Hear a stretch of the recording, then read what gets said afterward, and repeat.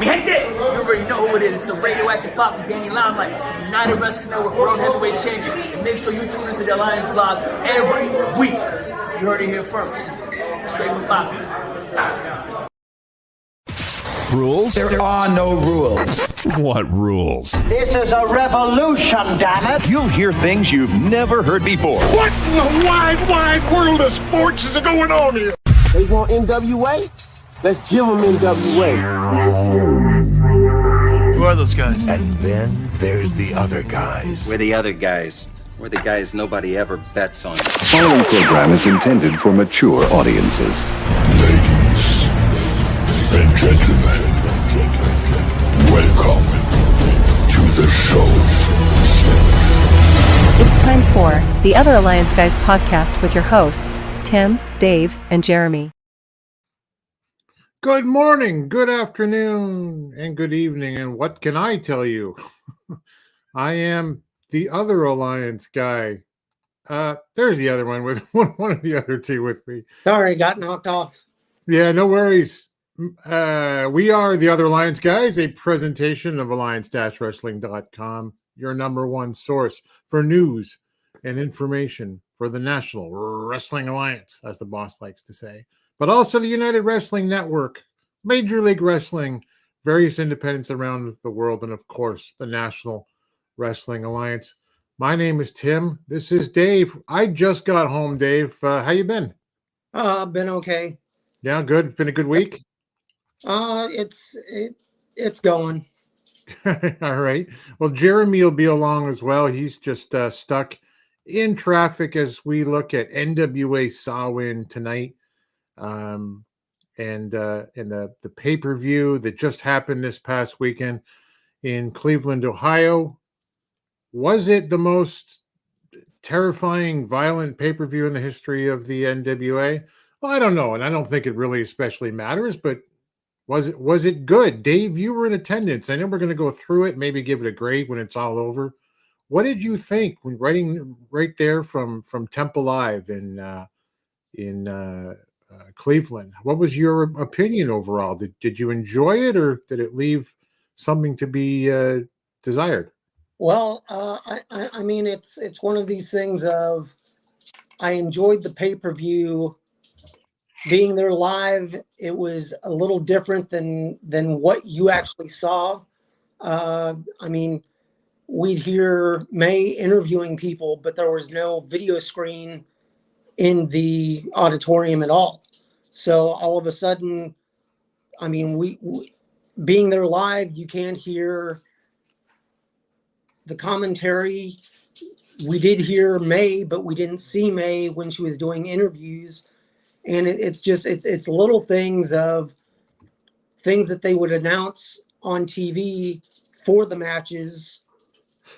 We were sort of left with, okay, we didn't know what was actually going on until you actually watch the pay-per-view on TV.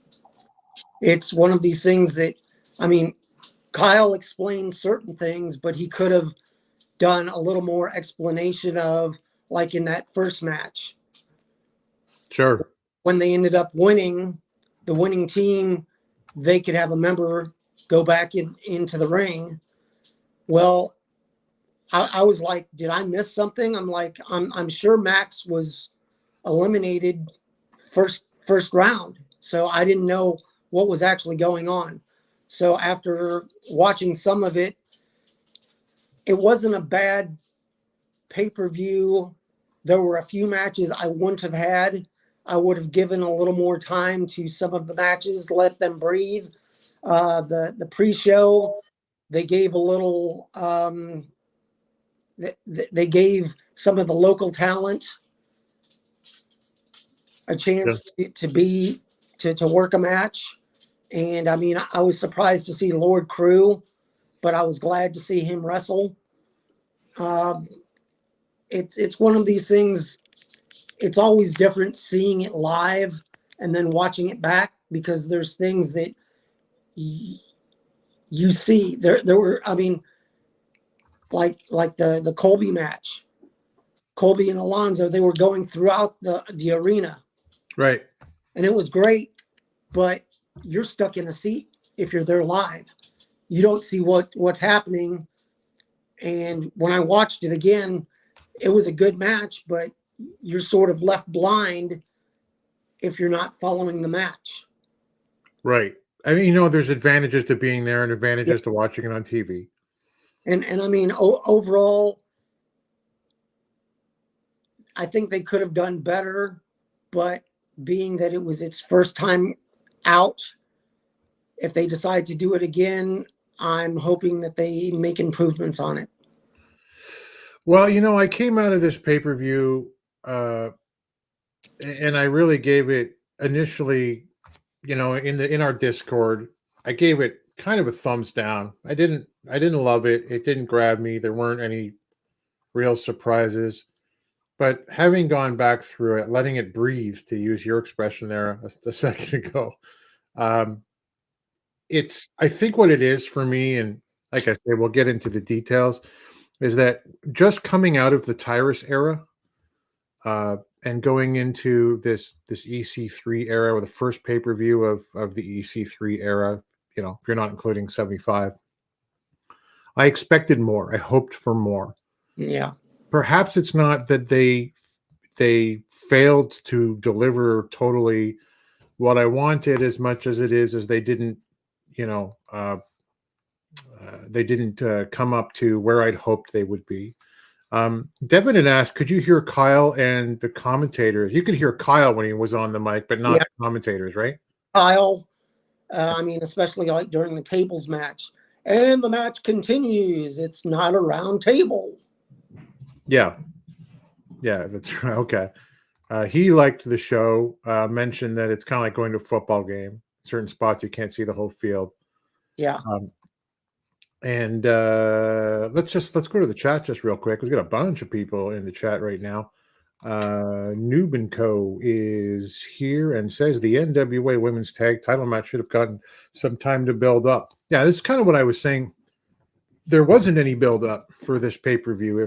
If there was some, there wasn't enough. And I didn't feel it. I didn't get the interest in it that I wanted. Even the big matches,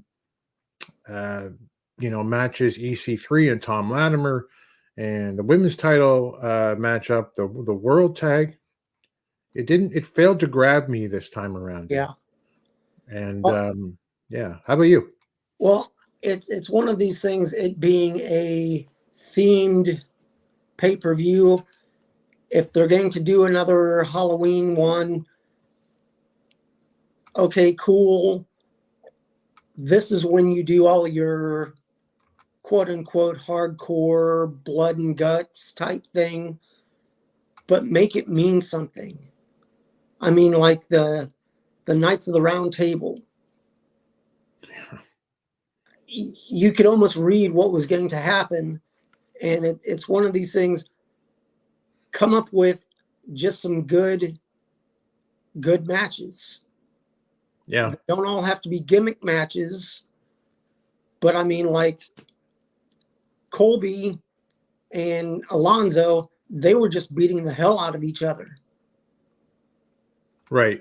Yeah, I enjoyed that fight, that match. It was one of those that I'm like, okay, cool. It was great seeing it live. I couldn't see all of it, but then watching it back on TV, oh, it was great.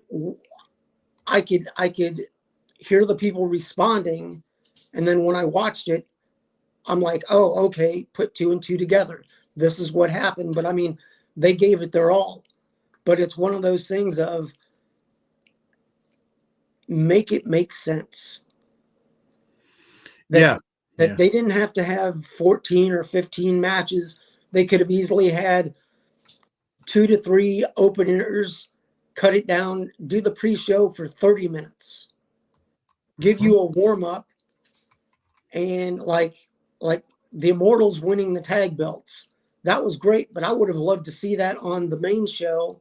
But I can also see why they put it on the pre-show to possibly hook some people and go, oh, well, shit. They just have new tag champs. I wonder what else is going to happen. Yeah, I mean, and you could have, if you had to, for some reason, do the the Sal and Gags versus Father James Mitchell storyline. You could have done that, no disrespect to the talent, without Alex Misery and Koalaxamana and Magnum Muscle, and tried to throw it all into a big NWA stew and call it your Devil's Last Dance Ultimate Hardcore Team War match. I think I got that right, actually. Yeah. Believe it or not. Wow. What a cluster that was. Like, you could have thrown half of that out and just said, sorry guys, you're not getting booked.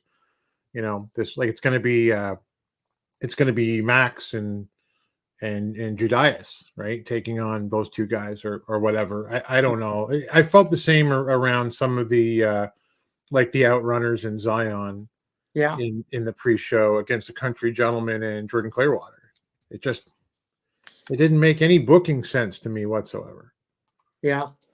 But I mean, like, again, it was, as we'll go through, and I think we'll find it's not the worst pay-per-view the NWA has ever put out. It's just not perhaps the step that I was looking for in the new, you know, as we step into the territories. We got a champ who's going to defend the 10 pounds of gold as they look, you know, allegedly towards CW and a television deal, even if it's with them or anybody else. I don't believe anything's been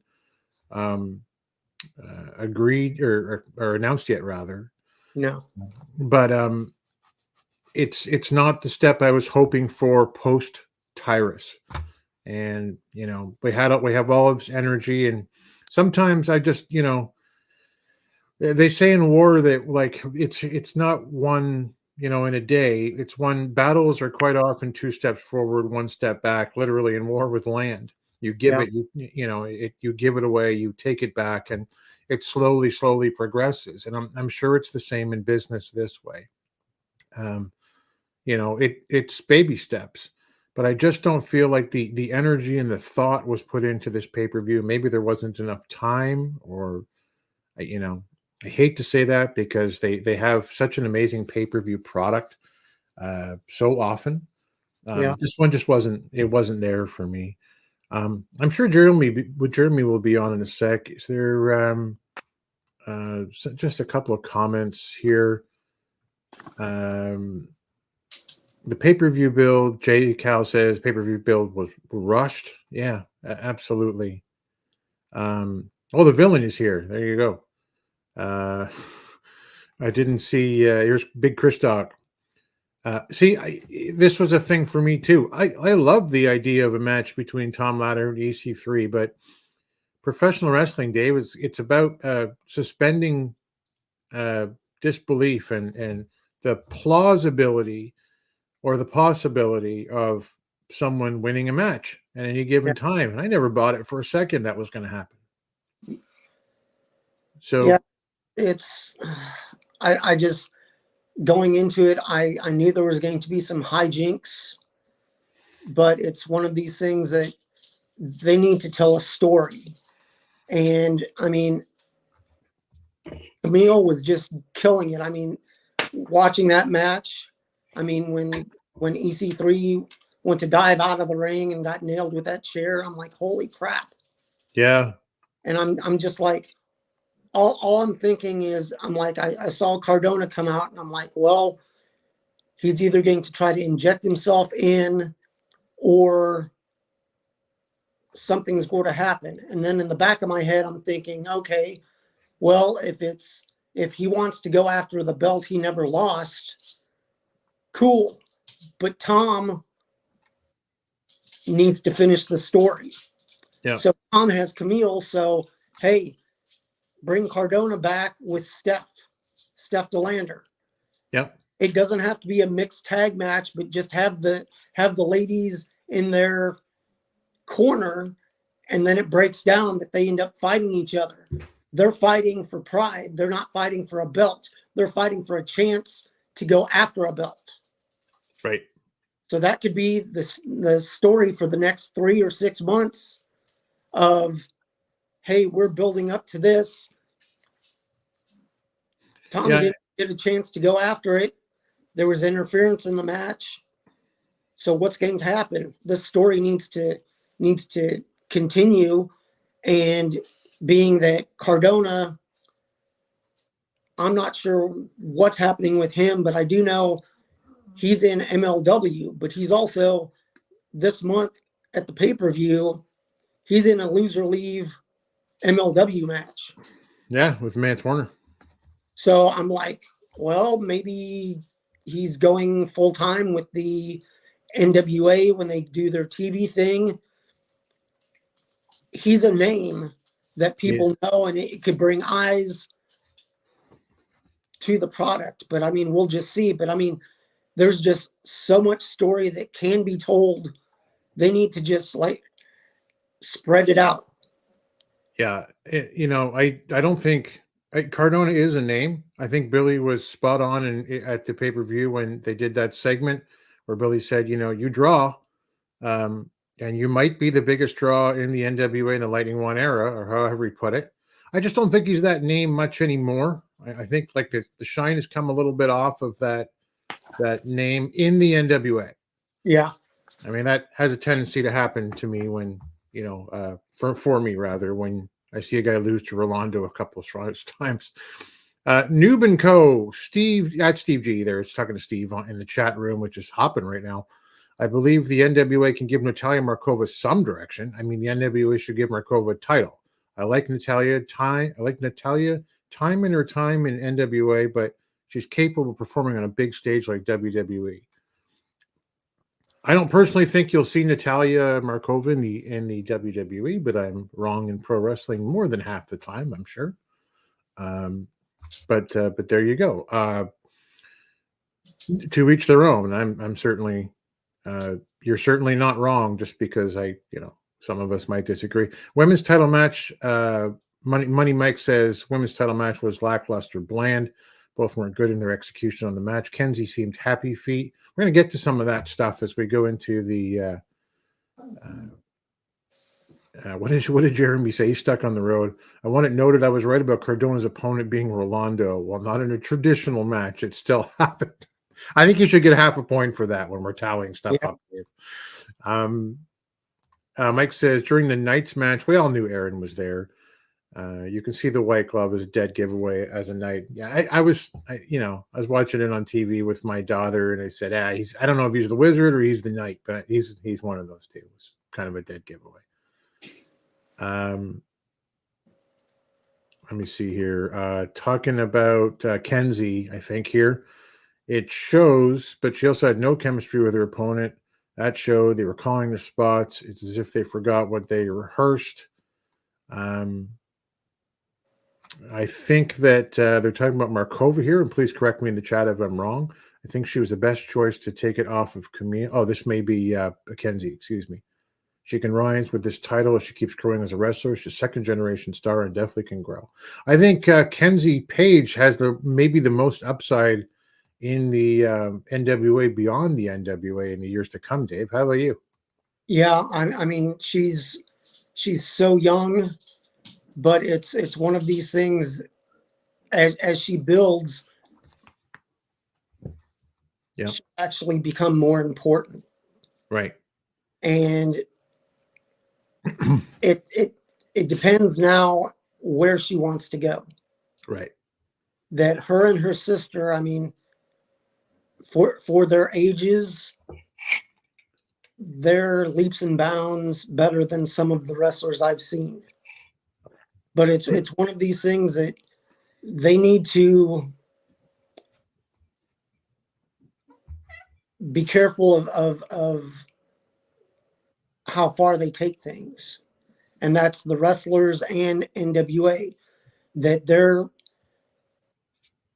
ready to go on TV. They're ready to expand their horizons and have territories. Now, with all the belts in the NWA, they could, I mean, like now you have the Immortals as U.S. tag champs.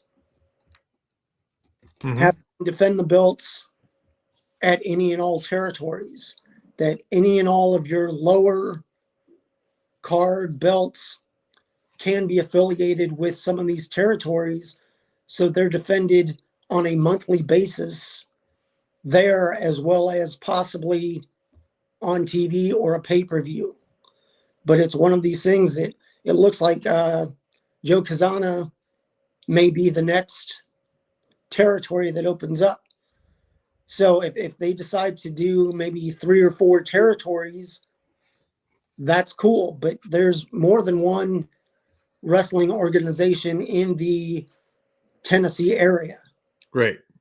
So maybe if they partner up and go, okay, Joe Kazana, and then also, I believe Kenzie's parents also run one. So rather than having just one in the Tennessee area, there can be 2 there. There can be 1 or 2 down in Florida, 1 or 2 in Texas.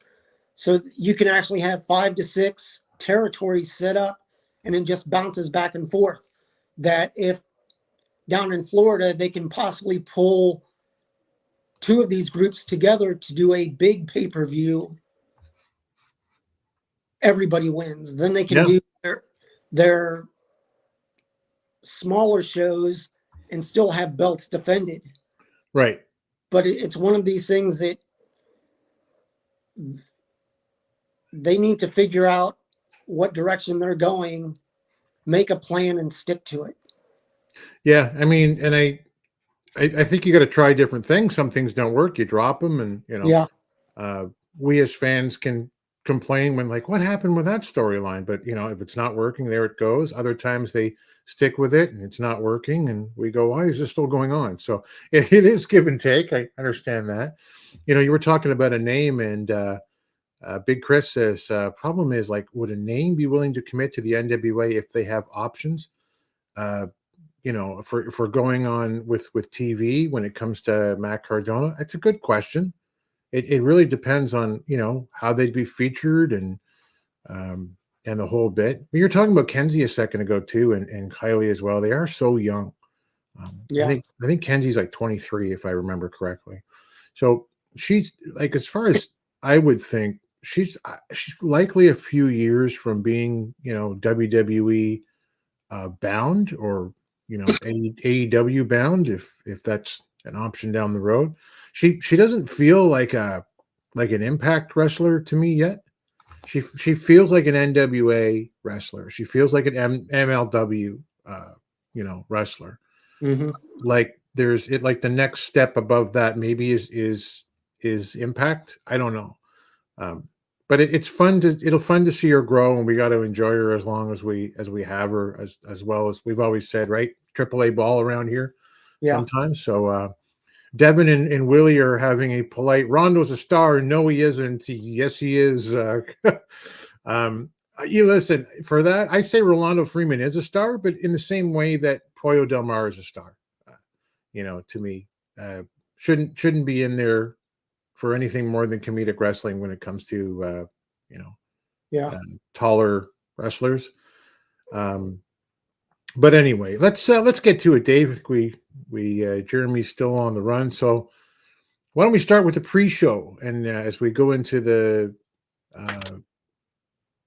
we probably should, because Jay mentioned it a while ago here, just before we do that. I'd forgotten just for a second. Big news out of Memphis.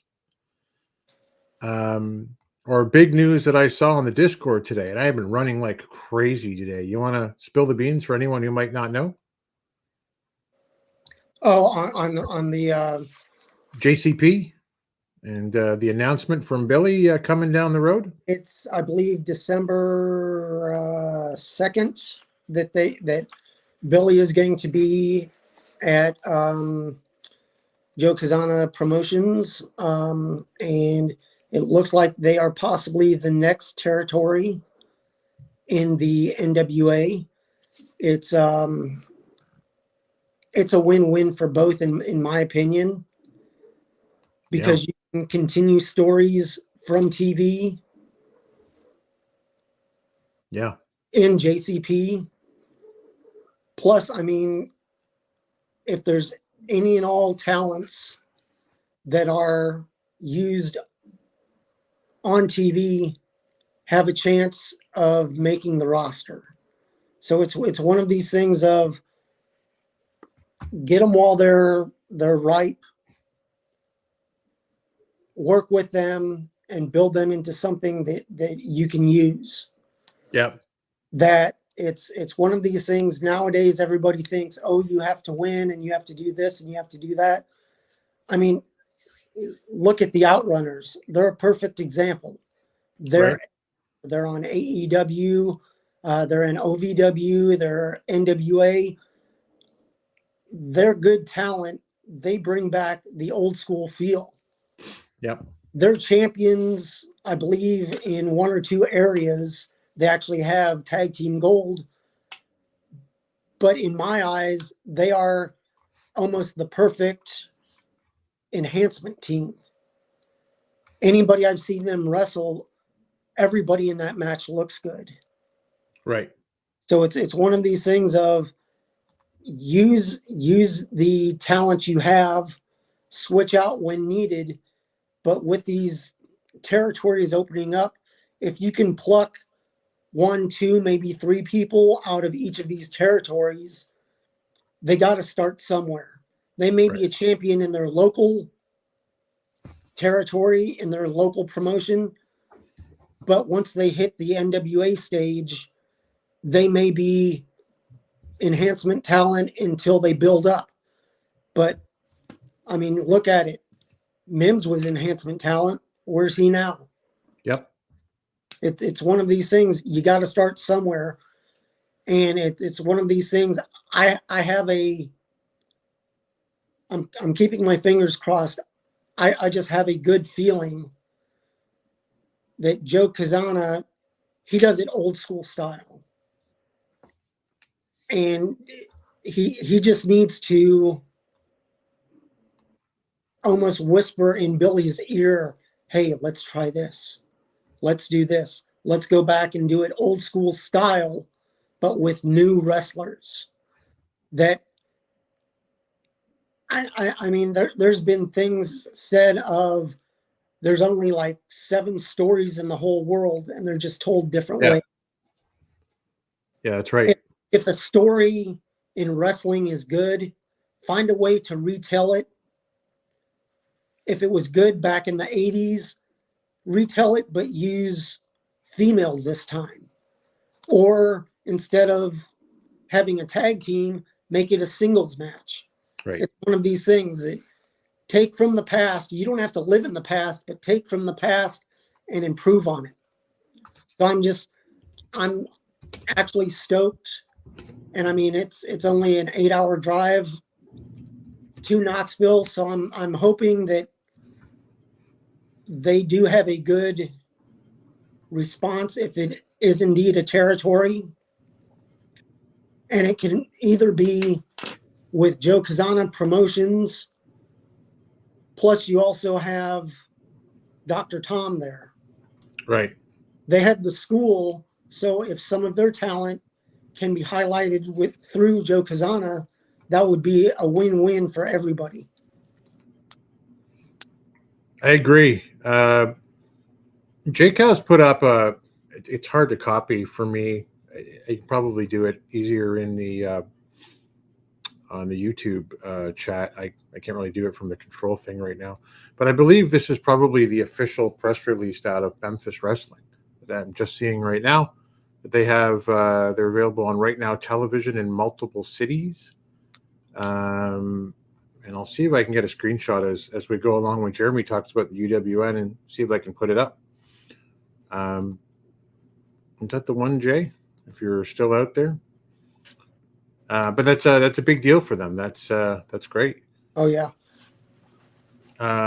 Was Thrillbilly originally a JCP guy? I know he's wrestled down in Joe Kazana Promotions. I believe it at one time he was actually their champion. Yeah, he was when Tom Latimer was coming down there for that. That show. So that's interesting. While we figure that out in the chat right now, let's talk about it. The pre-show for NWA SAMHAIN. Yeah, Jake Hill says that's what it's about. So we'll get to it in the UWN segment in a little bit. She had Brandon Day versus Man Bun Jesus in an NWA Exodus Pro Heavyweight Championship Tournament qualifying match. So they're crowning the having a tournament to qualify.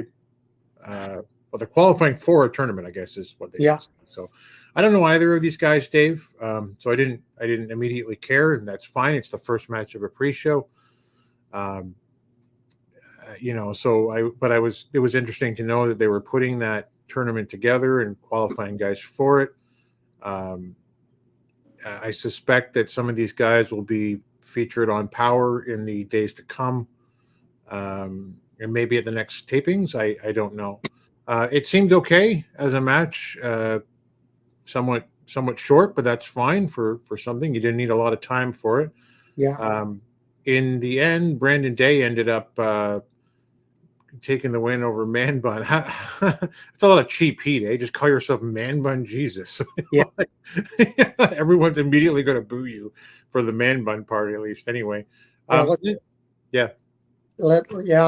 He came out and I'm like, well, okay. And people are cheering and I'm like, okay, I get it. He's a local guy. Both of these guys are at least local to the area or people knew them. But I'm like, okay. Then I saw the and I'm like, okay, whatever. We had in the end of this, perhaps the most notable part was Jay Bradley came out from the back and kind of gave that boomstick, I think they used to call it, the short arm clothesline to I want to say the towel boy, of the guy they call the Unchained King. And he put on an Exodus Pro shirt, which I'm not sure entirely what that was to signify. Did you get a better sense from the show itself? I did ask, and I believe he's going to be some of the NWA talent will be used at Exodus as well. So when the Fixers aren't doing their tag team work, I think he's going to be actually going for their championship at Pro. So it's one of these things of he can either go in, win the championship, or whoever wins the championship, if they end up doing battle, that story then can be brought to tapings for NWA. Man Bun Jesus versus Fanny Pack Kid for VW. Yes, probably a talent share with NWA and Exodus guys, says Mike. Yeah. So that's interesting. I wonder if that's it for the Fixers. I'd be okay with that at this point. I think they'd kind of run their course unless there's a course change for that particular team. But we went on to an interview with Kyle Davis had with Austin Idol. Some of the NWA fam I know really dug this interview. It was, let me just pull it up here as I had some notes. Kyle Davis in the ring with Zion, the Outrunners, and Austin Idol. Basically said, Cleveland sucks. Kyle Davis sucks. Being on the pre-show sucks. YouTube sucks. And, anything that isn't essentially Austin Idol or anyone he's representing sucks. And, I don't know. It was certainly amusing. We had a good laugh here in our family room. How about you guys down there?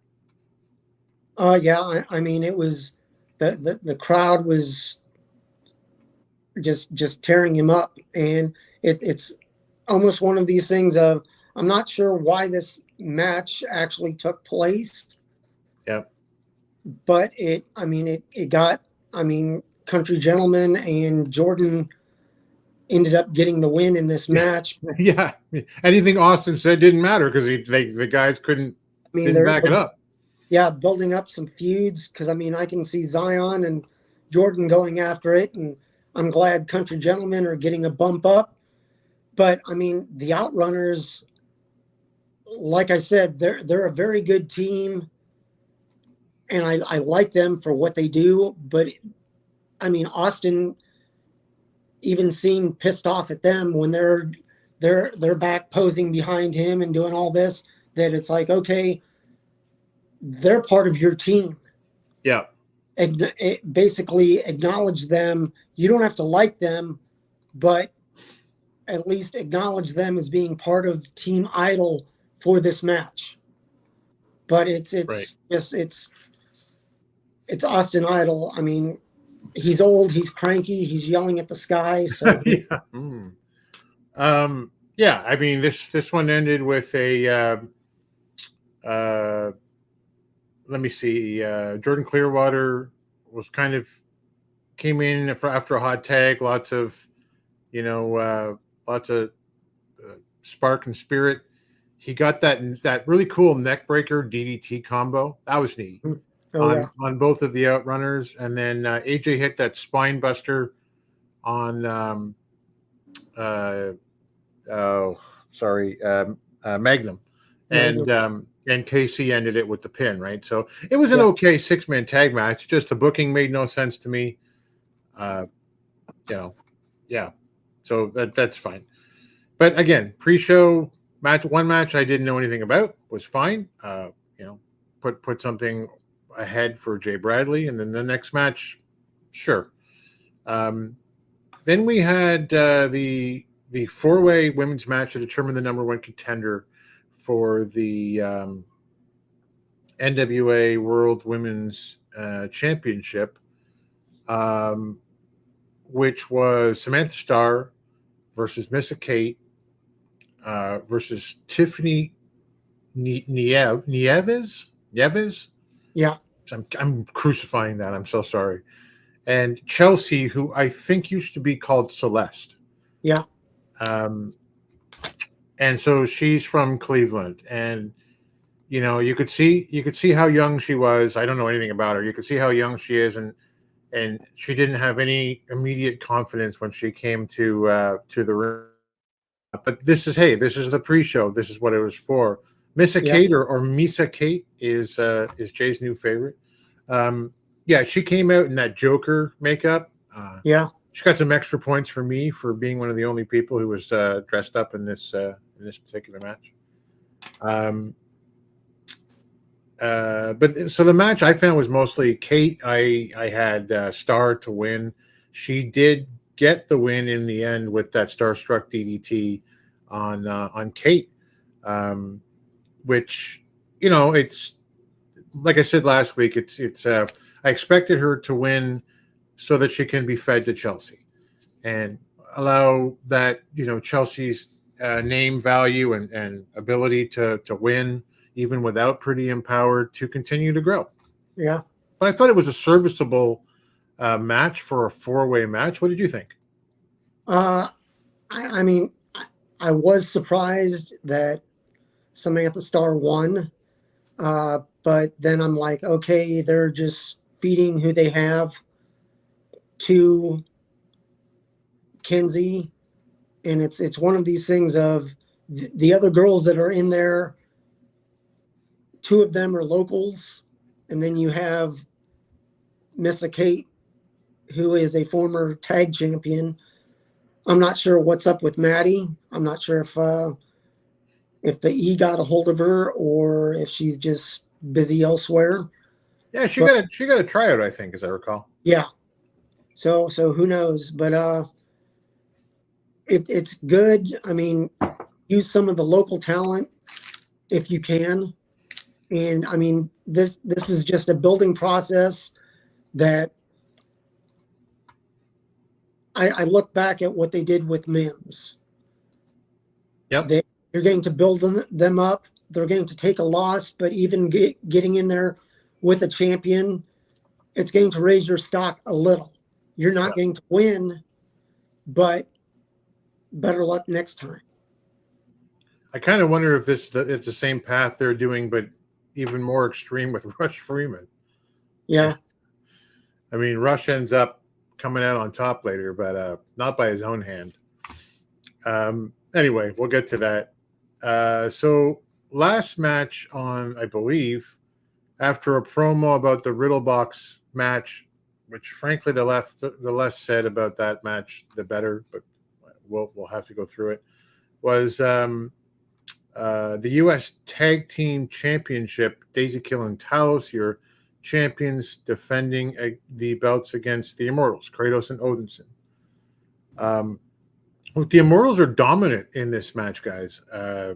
There's, they just toy with Daisy Kill. They toss them around the ring. They're smacking him pillar to post. There's tons of suplexes. Eventually, Talos gets in when he pulls Daisy Kill out of the way of a splash in the corner. But Odinson ends up intervening and delivers his I forget what he calls it. It's like a swinging Sister Abigail thing. Yeah. Kratos to the grave. I think that's it. I think I got it. And so therefore, in somewhat dominant fashion, we have the Immortals as your new NWA United States Tag Team Champions, a short-lived reign by Talos and Kill. What did you think? I thought the right team won. Nothing against Daisy Kill and Talos. They were just basically holding the belt until they could get to this match. They're still young. One of the guys that was sitting in the row I was in, he's like, who is this? Shawn Michaels and Diesel from Wish? And I'm like, oh man. He goes, these guys, they're not bad, but they're not quite there yet. Yeah. And with Kratos, if you're going to have him there and Odinson, them as a team, just let them roll through and hold the belts up until maybe Crockett Cup, when another team can possibly take them away. But it's one of these things that they're needing to mix up these tag teams and give them experience wrestling together, because a lot of the tag teams aren't really tag teams. They're just two wrestlers that have been put together and things worked out. Yep. So I do what you need to do, but I'm ready for at least a 6-month run of these guys going forward. I see Jeremy in there he is. He's in the green room. Hey, Jeremy. It's like, I got to relax for a second. I just got home. It's crazy. Are you there? Yeah. Yeah, I'm here. It's like, yeah. Bit of shit day. Yeah. Just a bit. Just a wee smidgen. Oh. Wow, welcome. Good to see you, brother. Yeah. Good to be here. Yeah. Dave said enough of this. I won't share the stage with you two guys any longer. Dave is gone. Dave will be back in a second. Hey, listen, we just got through the pre-show. James Bell said, "You want to see Talos in the singles role?" It's about time the beard got here. There you go. That's quality. Talos in a single role. A man who needs no introduction. And so we won't introduce him. Works for me. I'd like to see Talos on his own. I like him in the bodyguard role too. Reminds me, again, like I said before, those Warner Brothers dogs, like the big, little dog bouncing around and the big tough dog in the middle, or the other way around in this case. Yeah, since Daisy did all the talking. Yeah. Yep. And I don't know how much inside baseball it is about their title reign or why they got the belts, and which would explain why the reign is so short. So I don't know. I don't know how much of that's been talked about publicly, which happen to know stuff, but they had a couple of defenses, new champs, dominant champs. The Immortals are well deserving, I think. He's gone.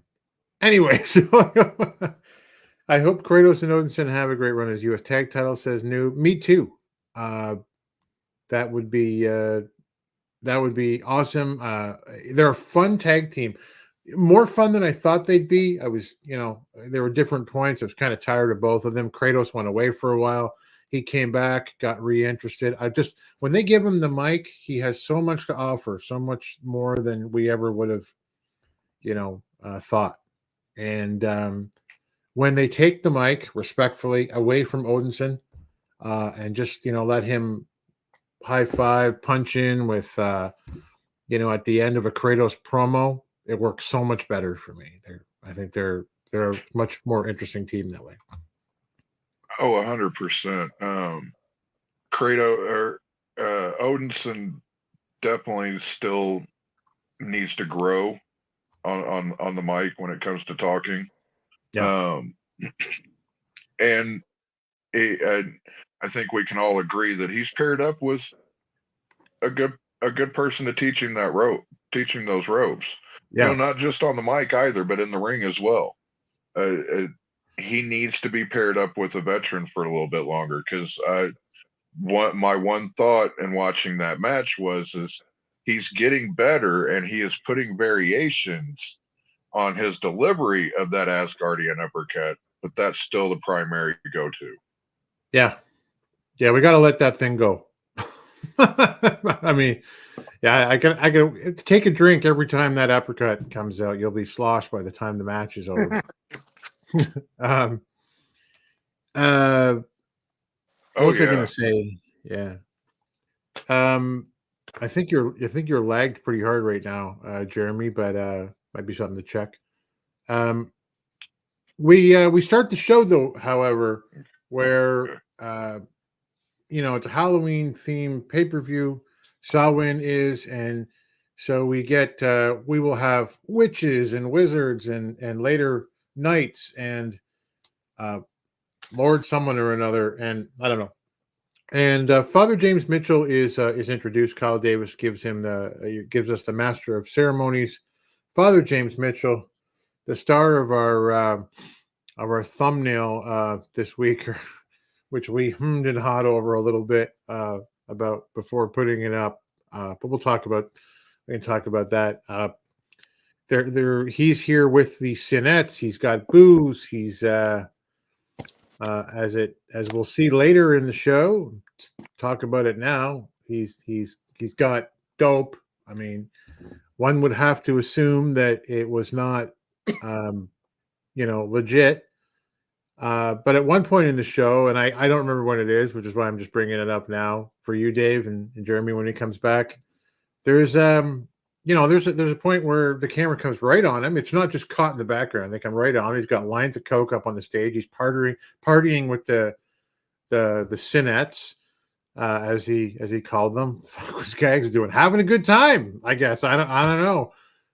And Father James just grabs the spoon and puts some up his nose. And I'm not myself personally offended by this, but I have seen some very negative reactions. I've seen a lot of laughs around the NWA fam, Dave and Jeremy. I've seen some people among the same group going, I'm disgusted by this, and I get both points of view. I think both are valid. I think I kind of fall into a third group, which is just, okay, it's pro wrestling. If it was, even if it was, as James says, the drug skit here, seriously out of order. Yeah, I would agree. I think they went blow for blow, waka waka. It seemed like a stupid thing to do if you were trying to get a TV deal. And this was, as we've also learned, or have been told anyway, the most watched or downloaded pay-per-view in the Lightning One era. So, arguably, I think what they're saying is the most successful. And it seemed like a stupid idea to me to do something like that. There's, did you see it down there, Scooby? They highlighted it was it was off to the side of the stage, and they highlighted it with they had spotlights from the ceiling, and I'm like, I looked over and I'm like, are they doing what I think they're doing? Because all of a sudden I saw Gags. He's looking around, and then he goes face down on the table, and I'm like, my God, really? Yeah. Noob says, I believe they're making fun of Tony Khan. Okay. Sure, I can understand the joke. But being in the business world, someone's trying to sell me something, a product, like in this case, this pay-per-view or the NWA as a product for me to watch moving forward. You can't sell me on, how you think the other products are crap. You have to sell me on why yours is good. Yeah. And if that's the case, then that kind of makes me think of like when the Billionaire Ted, right? Or back in the WWE, WCW Monday Night Wars. It's just stupid. I don't care about it. It's just dumb. Devin says, hey, this isn't TV. This is a pay-per-view. Sure. I'm not saying it's not allowed. I do think it was a dumb idea from a business sense, and just like personally, hey, like this is something that involved Gags the Gimp, which I'm also not a fan of either. But it, again, just not my cup of tea, and not something that I would want to see on NWA TV should that ever happen. What do you think, Jeremy? This was another situation to where, unfortunately, the NWA gave parents a reason to explain something that was happening in wrestling that wasn't wrestling. Yeah. This is why they're doing this move, or this is why they went for this spot, or this is why this match has went in this direction. Instead, it's okay, so a gimp is a person that likes to be beat and submissive, and that person is doing a drug called cocaine. Say it with me, kids. Cocaine. Yeah. It's a conversation that with drugs, that's a conversation that you're going to eventually have with your children, but it shouldn't be because they're seeing it on a wrestling show and they want to know what the hell's going on. As far as the gimp conversation with your kids, I don't think you should ever have that conversation. I don't care how old they are. Yeah, that's just me. Tough to argue. I watched it with my 14-year-old daughter. She turned her head and she said, "What is that stuff?" And I went, "Fuck!" I have to tell her what it is. I said, "Yeah, it's cocaine," and she went, "Oh, holy shit!" That was her reaction. Yeah. I mean, I don't know, man. It's just it's not part of the NWA, the aspect of the NWA that I prefer myself, and certainly wouldn't want to have to explain it, as you say, if I were a parent of a younger kid. Billy said his 8-year-old son loves the minister. How does he explain that to him?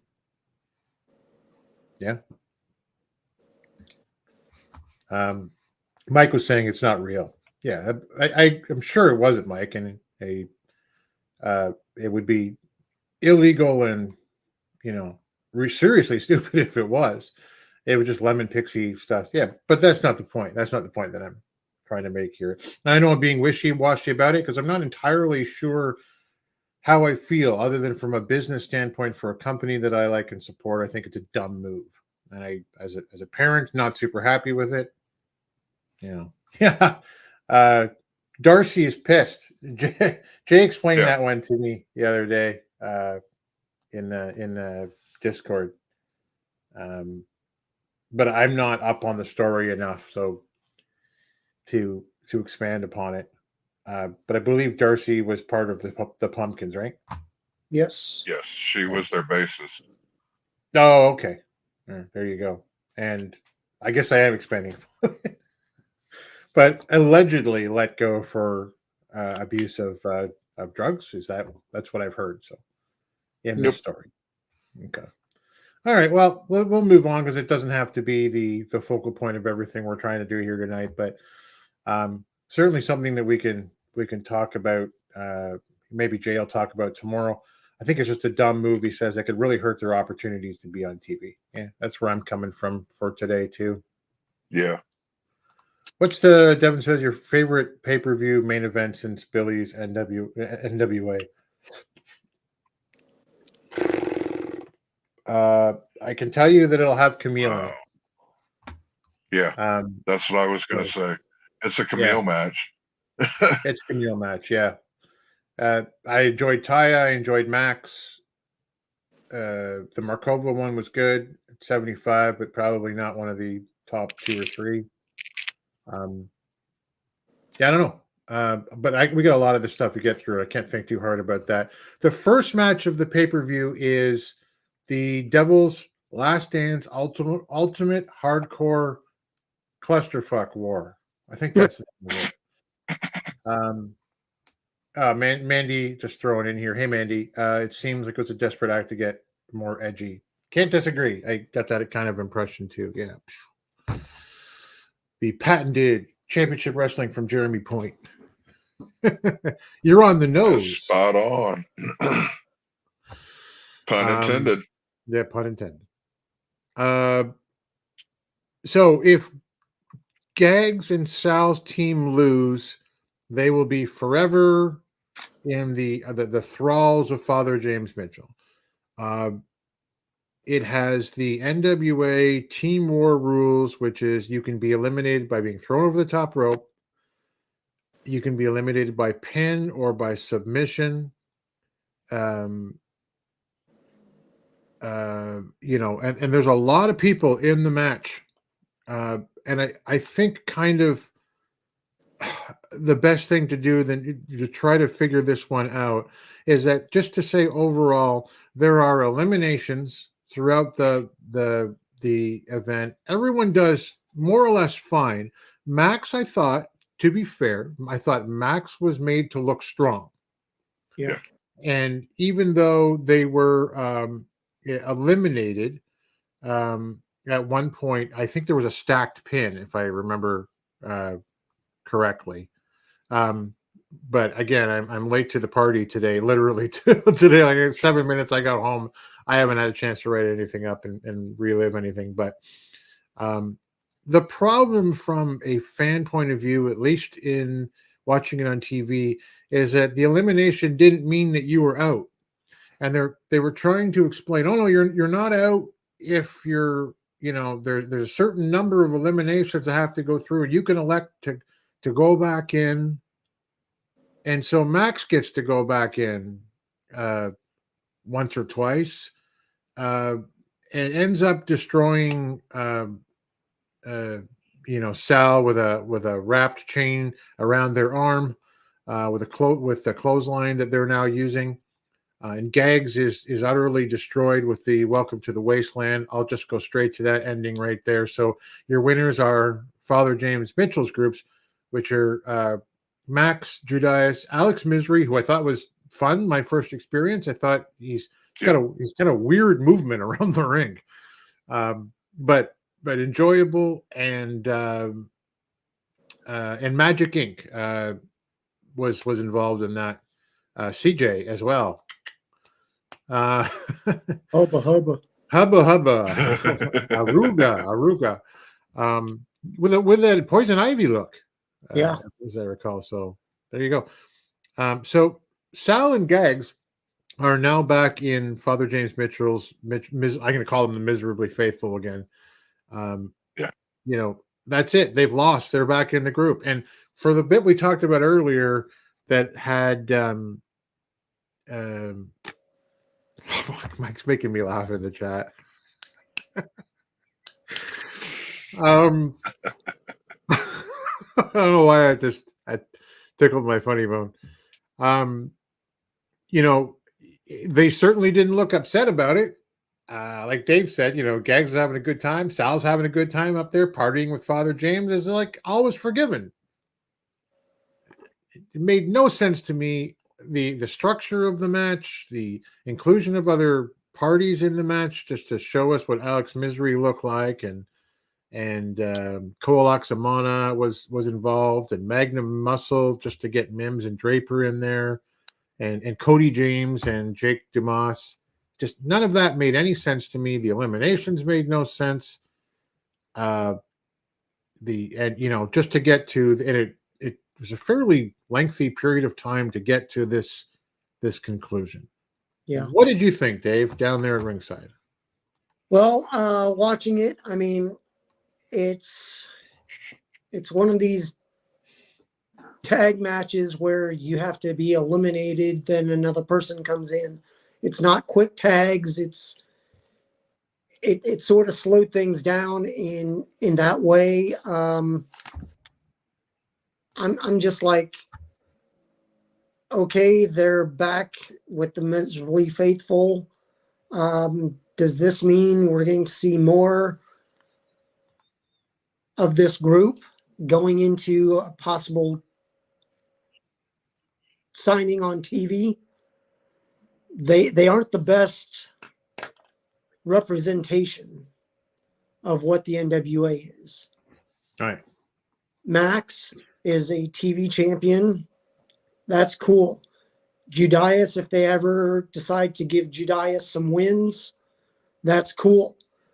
But everybody else involved in the match is really gimmicky.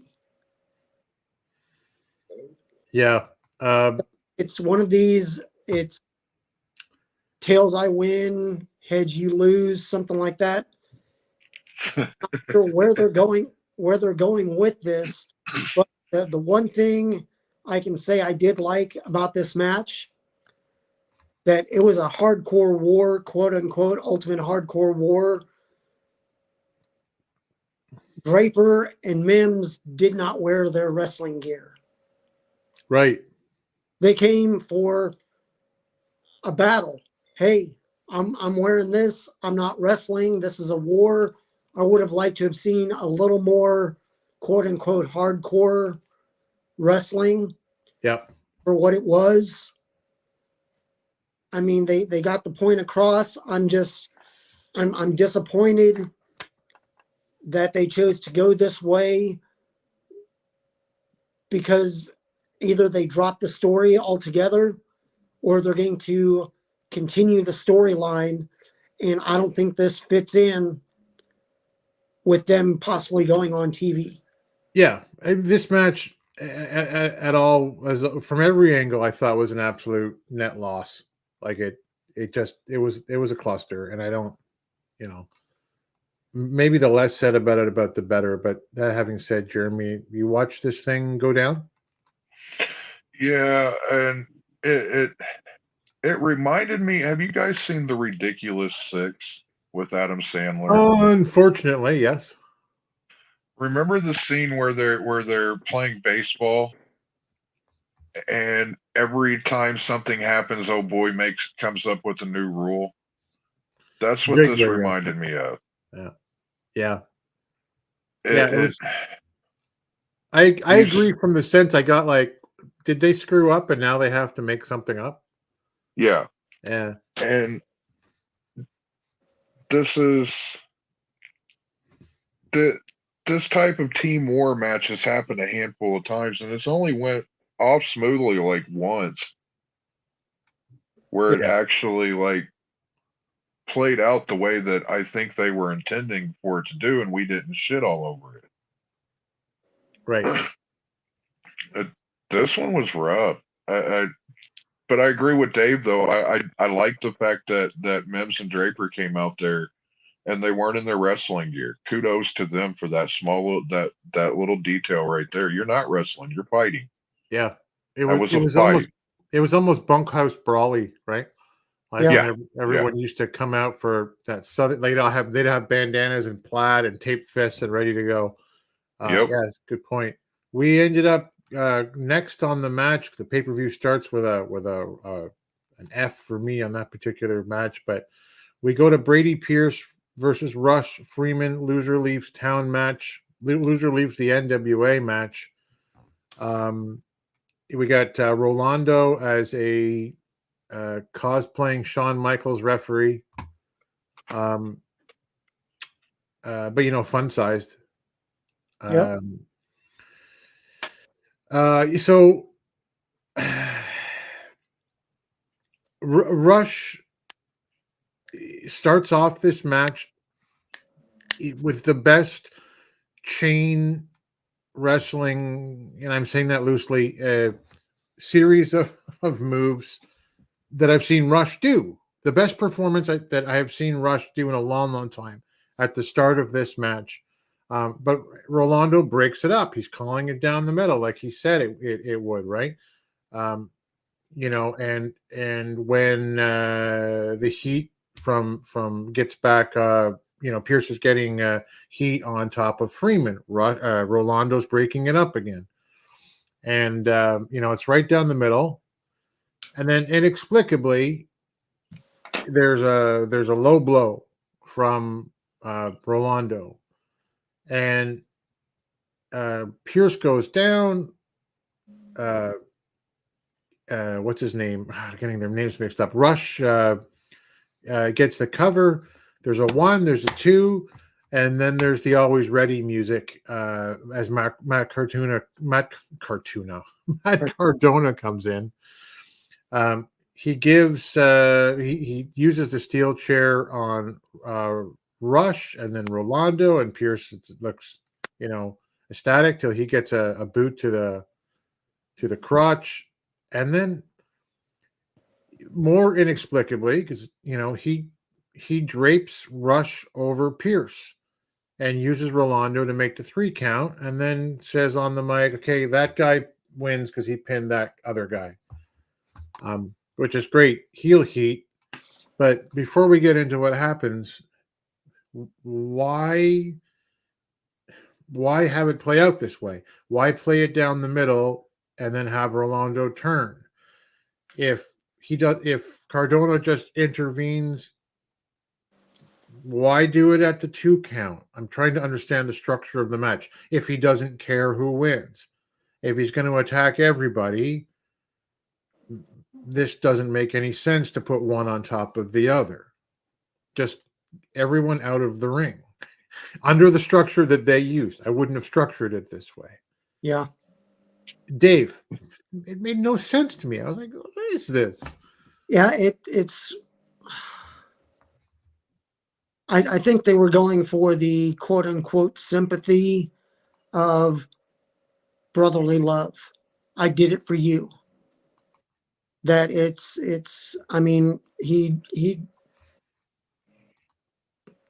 this was the best use of Rolando that I've seen them have, but it almost wraps up the storyline with Cardona coming in and his past with Rolando. Hey, let's just get this done.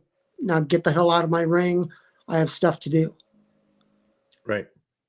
But I mean, I was wondering, I mean, when I was looking at the matches, I'm like, okay, this could have easily been on the pre-show, but then with Cardona coming out and being involved, I see why they put it where they put it.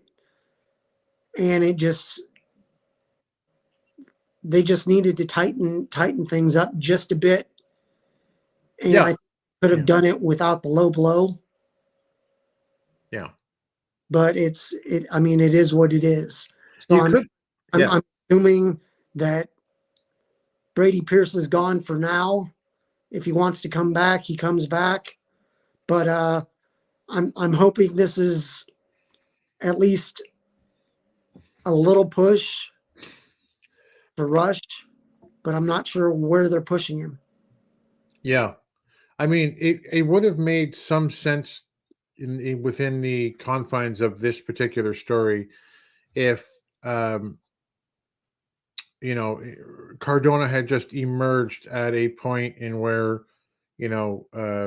perhaps there is a low blow by Rolando, and onto Pierce, but Pierce doesn't get pinned. I'm just trying to play it out to make it more sense.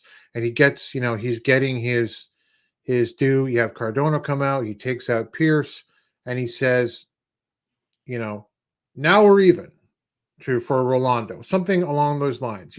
We'll learn on power. You pinned me twice. I did this for you.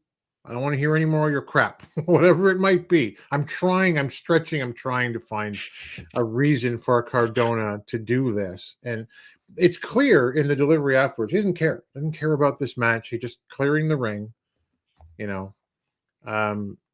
and that's it. And he goes into this segment, Jeremy, where, he says you can't have this pay-per-view without the death match king here. He respects Tom Latimer and EC3, even if Tom Latimer calls the biggest bitch in the NWA. He says, EC3's not the real champ. He's the real champ. He never lost it. He calls out William Patrick Corgan, and WPC comes out. And it's so funny because for a guy who, whose job it is as a rock star is especially for the Pumpkins is about charisma and presentation. He almost never comes across overly charismatic in the NWA, and perhaps that's the role he's playing.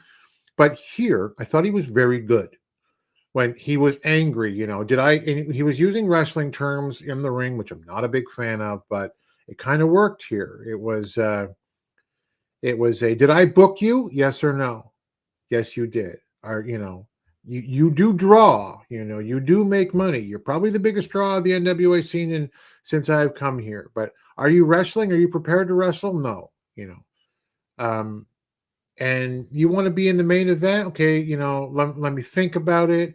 And I think he said, I think he just dropped the F-bomb, didn't he? Didn't he say no fucking way or yep. Just like it's not going to happen? Get the fuck out of my ring, and that's it, right? I thought it was the best performance by Mr. Corgan in his on-camera role in the NWA. What'd you think, Jeremy? So before this had happened, I had just watched a couple of videos on YouTube where they were talking about his time in TNA Impact, and one of their criticisms was just his kind of awkward delivery on promos and such. And there's no disputing that they were super awkward. But this one wasn't. This one worked very well. I liked that intensity that he had. They were nose to nose pretty much in height and everything. At the end of the day, Billy's not a small guy. Had he thrown a punch or something, I probably would have popped. Yeah. He had that intensity going. It again, like I said, his prior promos and stuff came across kind of awkward, but this one was really good. Yeah.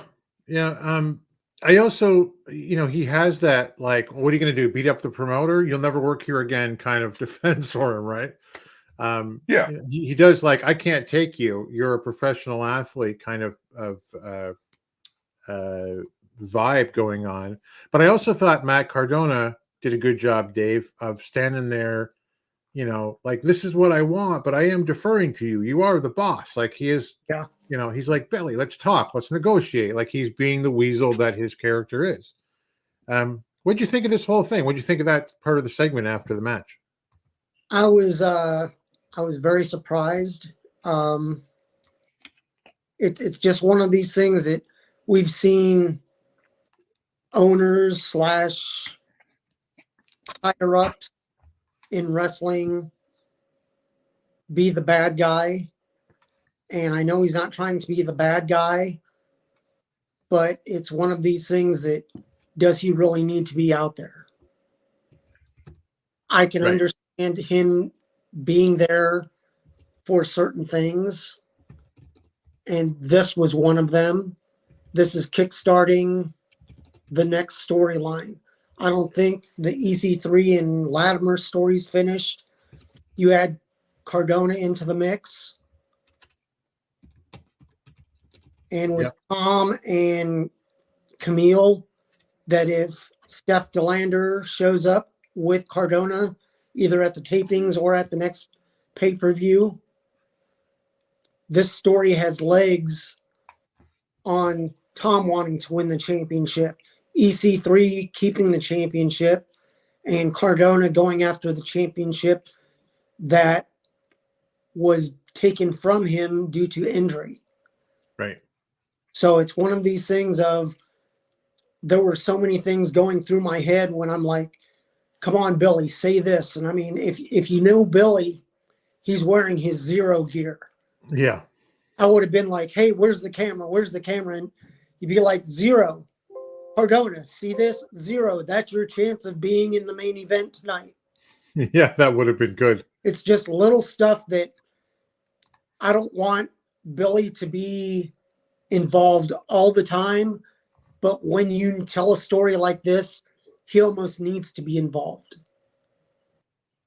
Yeah, that's right. I mean, it is what it is. Let's hope they don't mess this up.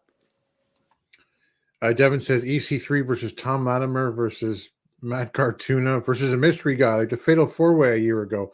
I like that Fatal 4-Way with Sam Shaw. I don't generally like 4-way matches, though. Yeah. No. Anyway, where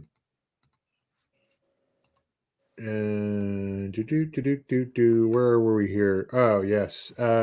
So, I mean, it's the beginning of the show. We've had Sawin start off with the ultimate hardcore team war. We've had the loser leaves the NWA now. And, you know, this is the correct order the matches should be in. I thought where it picked up a little for me was next. Right before, which, you know, the potential match of the night that's about to happen, but the EC3's promo I thought was on point. And EC3 has always had this. He does it better than Nick Aldis did, and that's no slight on Aldis, but the thinking man's wrestler, right? Where he is presenting himself to the camera. He doesn't even look at May. He didn't look at Sam Latourny either when he was interviewing. He doesn't look at anybody. Mm-hmm. You know, Camille was like berating him a couple of weeks ago, calling him Ethan, and why don't you call Dixie? And he just looked straight at the camera. And, you know, he does this promo about this is his city. He was born here. I am the NWA World's Heavyweight Champion. I am not cavalier about it, which I thought was a great line. You will put me in the pantheon of greats like LeBron, like Jim Brown, like Sandy Alomar, a few others that he throws in there. You know, he's the guardian of Cleveland sports. You know, and again, he's presenting this whole Caesar wept for there were no more worlds to conquer kind of, you know, right? That's his, he is a general. He is a figure to be revered in history. And it's because he thinks forward, he will outthink you. Tom Latimer is an intruder into his empire. And, you know, he says how he has done this to Latimer to make him the way that, you know, the out of control person he is, to bring out the most vicious, vile performance he can get out of Tom, so that he himself, when he defeats him, can continue to be the best. Jeremy, he says EC3, EC3 put the CLE in EC3, which I thought was a neat Cleveland line. But the best line maybe was, you know, everyone has to make choices, and, you know, women weaken knees. You chose your love. and it was Camille. I chose mine, and it's the NWA World's Heavyweight Championship. And I went, I thought that's like in his own EC3 way. I thought that's Flair. That's Harley. Harley sitting on the side of the ring going, what makes me the greatest in the world is this right here. And, and telling us that this is what he has chosen for his life. Ric Flair would tell you, it buys all of these cars and shoes and suits and everything, but nothing matters as much as this title because I'm the best in the world. And I thought this was his version of that. What did you think of that promo, Jeremy? I thought it was brilliant. I liked how he weaved Cleveland and their sports greats that have came out of there into it.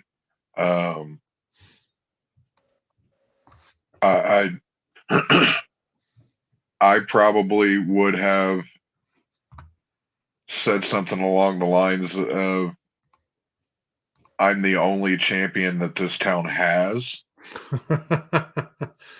Yeah. But that would have, he was playing a tweener leaning more towards face in this because he was talking about his town. Yeah. The Mistake by the Lake. Yeah. Yeah. Anal Fisher. Never mind. I'll bite my tongue on that. But it like you said, he came across like a Harley Race, like a Ric Flair, like a Dusty Rhodes in this. He way beyond his years. He sounded. Yeah. He was in firm control. Knew exactly what to say. It hit all the buttons. It checked all the boxes. This was a 7-star promo for me. Yeah, we have a really smart group of guys in the Discord and the chat here and stuff tonight. I think they'll understand. Everyone will understand when I say, it felt, Dave, like somebody sat him down or he sat just down and found a way to give CYN, Control Your Narrative, direction and meaning, and that he is in control of his own destiny on a scale that, that can now be understood and articulated. Mm-hmm. You didn't probably hear it until you watched the pay-per-view at home, right? No, we could actually hear the audio of interviews that were being done and videos that were being played, but there was no visual. But I mean, when the crowd heard him and also when he came out, he's loved in that town. Yeah. And it's one of these things of, he doesn't always have to be, he doesn't have to play the good guy or play the heel. He's just who he is. Right. And if he can get across his ideal of what Control Your Narrative is without basically going CYN and basically trying to shove it down your throat, this is his way of getting his story told. Right. And I think it's just so much of a change from when Tyrus held the belt that we actually have a wrestling champion. Yeah. And I think it's a great thing to have somebody defend that belt as it is meant to be. Yep, absolutely. And I think that's in a way why Devin says it's the first time I believed EC3. I honestly believed him. It was just so cutting and so intelligent, and it made sense. And it was a nice prelude, to kind of lift my spirits after the early stages of this match to go into arguably the best match of the night. Arguably. It is the NWA World Junior Heavyweight Championship title defense of Colby Carino versus Joe Alonzo in basically a Falls Count Anywhere, no holds barred match they call the Pillar to Post. This thing, Dave, went all around the arena. Oh yeah. They brawled in the ring. They brawled out of the ring. They brawled in the crowd. They went to several areas and tiers of the arena as well. Security was rushing around everywhere during the whole thing. They're brawling within the crowds of the fans. There was a time where Alonzo was going to suplex Colby off of a second tier balcony, and Colby ended up picking him and throwing him forward, thankfully into the waiting hands of security. He didn't look too terrible. Yeah.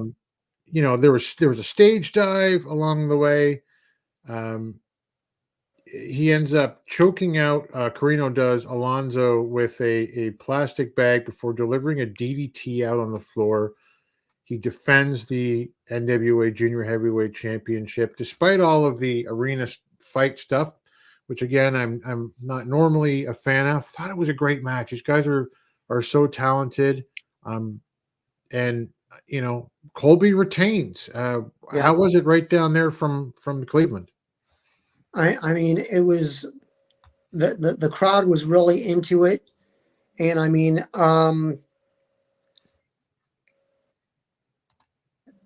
it was what a no holds barred wrestling match should be. Right. That, I mean, they were doing high moves, high risk moves, and it was done just enough to make you believe. Right. That, I mean, they were hitting each other hard, and I mean, I was like, I'm not going to say disappointed, but I was glad to see some blood, because I thought Cleveland was a no blood state. So they had to deal with whoever they needed to talk to. This was just a good, I'm fighting for my life match. Right. But it's one of these things that I also noticed that Jamie Stanley was absent. Alonzo was by himself. That's right. So I know Jamie Stanley had I guess a tryout with WWE. I'm not sure if he's going there or what's happening, but he was not there. But the other thing is, while Joe Alonzo, some of the stuff I like that he does, other stuff I'm like, okay, maybe don't take it so far. Mm-hmm. He lost the match. What's next for him?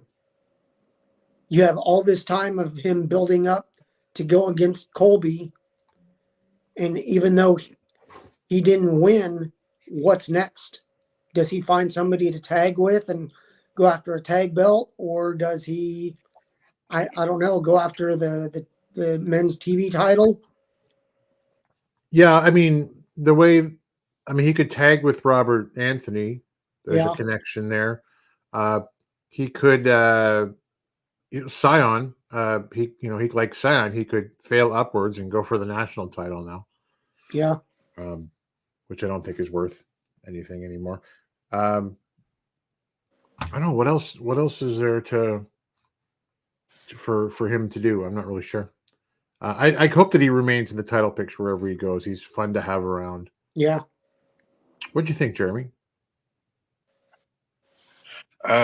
This match went exactly how it should have. A slobber knocker, if you will. After the back and forth that these two have had on social media, this lived up to my expectations of what I expected it to come down to and look like. Yeah. What a great tag team he'd be with Colby. if things were to change course. But anyway, okay. Hey Jay, if you're watching right now, go check the TOAG Discord if you don't mind. I dropped something for you there. So he's still the champ. Unfortunately, well, I didn't hate it. we do get the Southern Six, Kerry Morton, Alex Taylor versus the Headbangers, Mosh and Thrasher. You know what? I did hate it in retrospect. Yes, I'm going to use the word hate here. They had bartenders around the ring with shots, and this is a rock and roll tag team match where if you don't get the 3 count, you have to go take a shot. So there's a lot of shot drinking in this match. There was I kind of said Devin Dowling loved this match here in the chat. He's saying that's great, and I'm so happy that so many people love parts of this pay-per-view that I didn't. It's fine that it's pro wrestling. There's something for everybody. Nothing in this really for me. It was a nice pop. It felt like, Dave, for Mosh and Thrasher. Oh yeah. Yep. I can never remember which is which. I think Mosh is the shorter guy. Beaver or is that Thrasher? No, that's Mosh. Yeah. Okay. He looked great. Oh yeah. He's in fantastic shape. Crowd was into it. And I mean, I think if they stick with the NWA, they don't need a title, but they could put up some battles for either some new teams or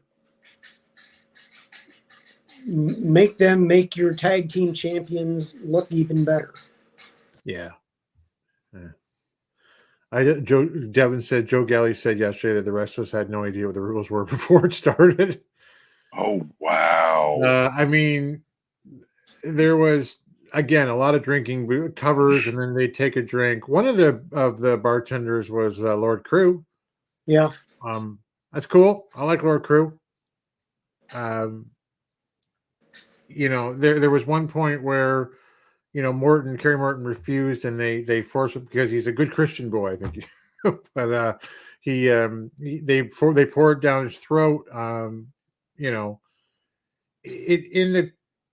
How this one ends is I'm trying to recall this bit of a cluster. Taylor was on top. Thrasher pushes him off into the ring crew. He does a stage dive. Mosh sets up in a corner, and Morton trips him up and covers him as he gets to his feet. That's right, with his feet up on the ropes. Yep. And that's fine. It was the way they should have gone.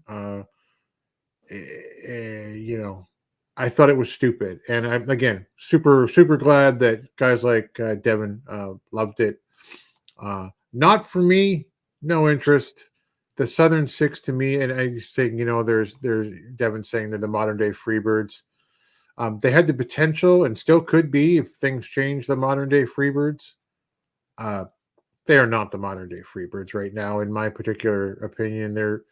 They were coming back from Australia. We were all so excited, and I don't feel like the juice is there for me. What did you think, Jeremy? What did you think of this thing?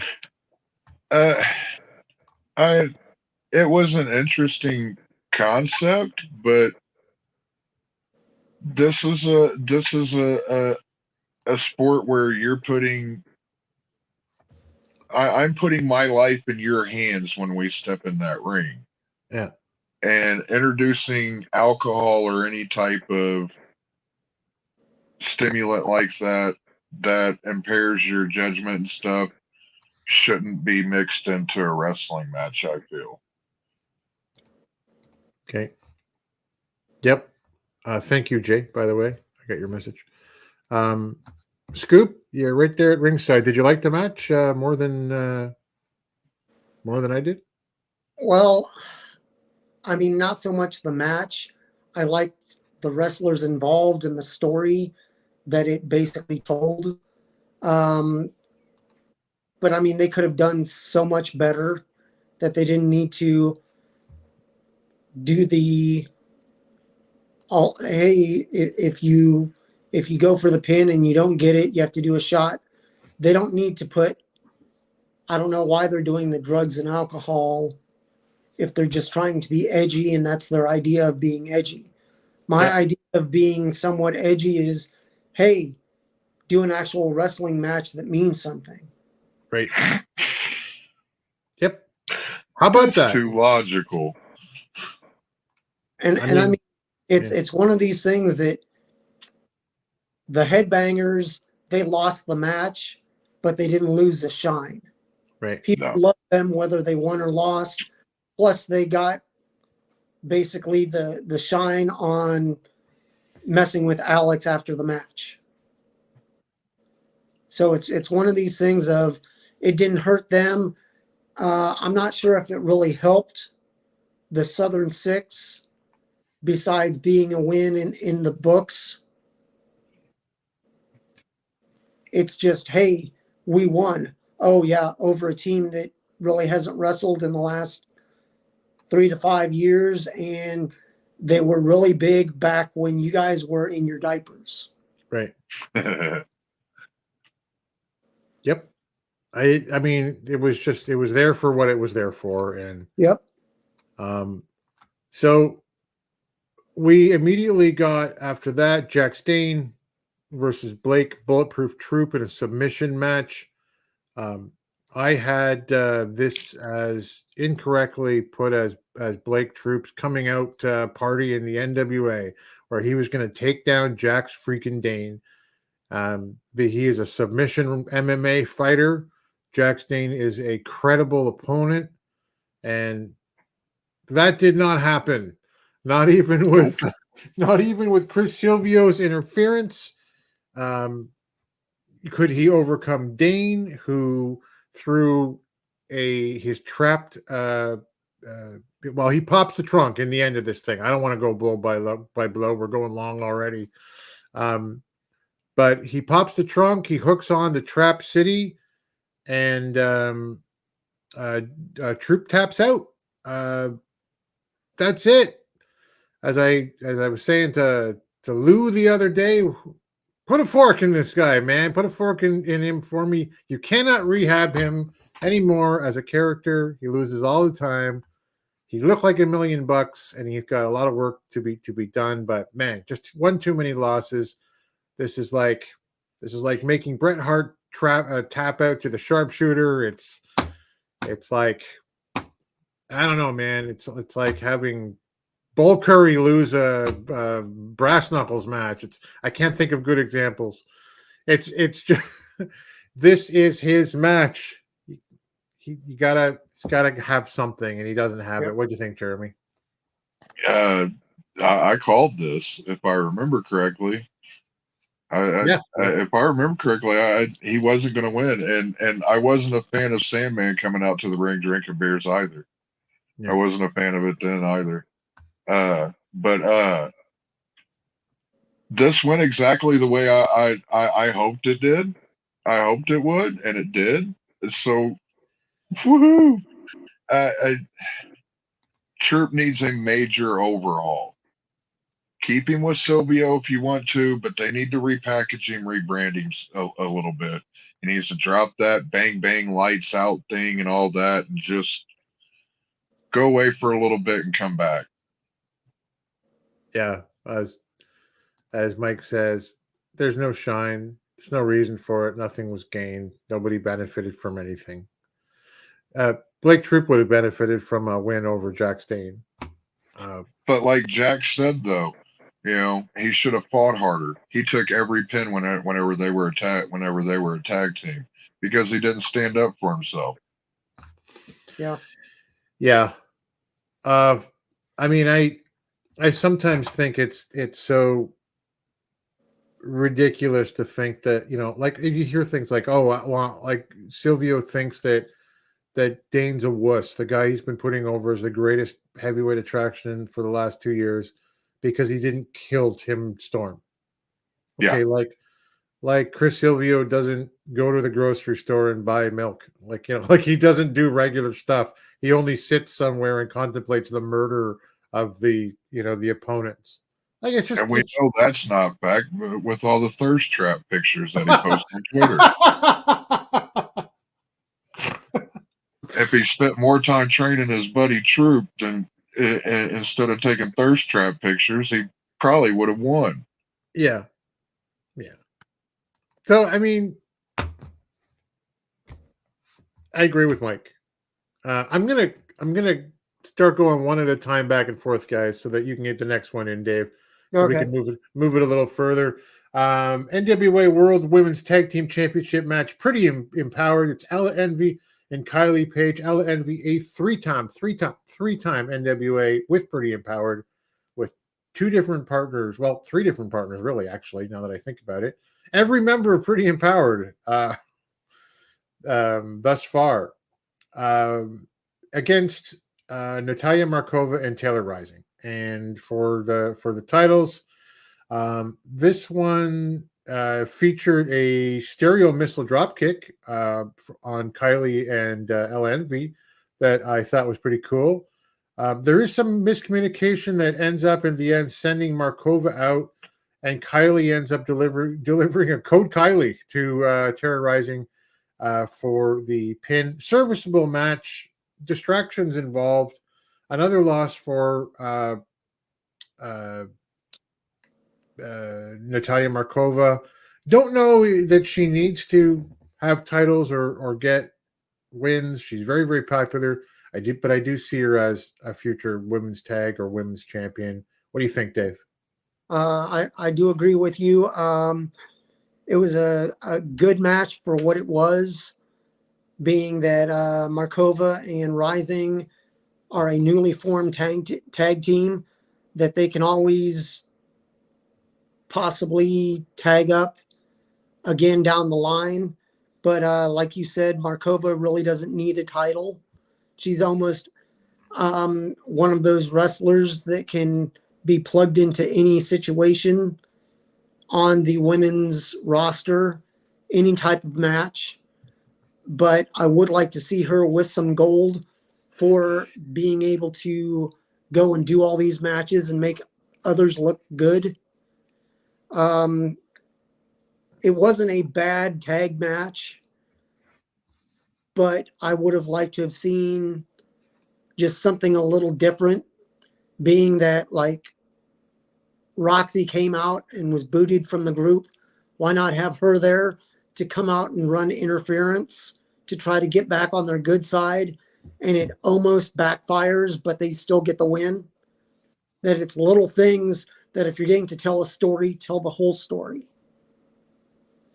Right. I agree wholeheartedly.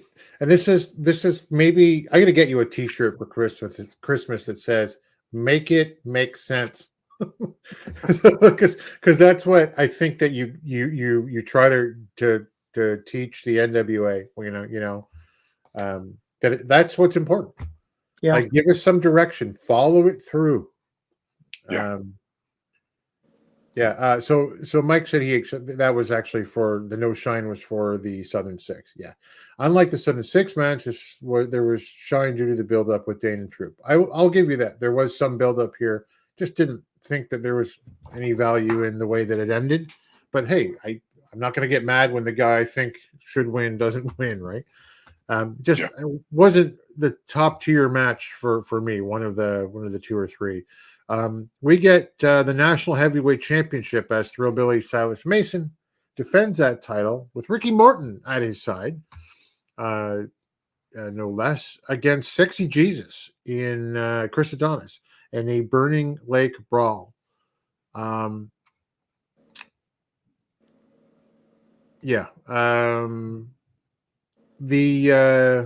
Sorry, I just saw something there.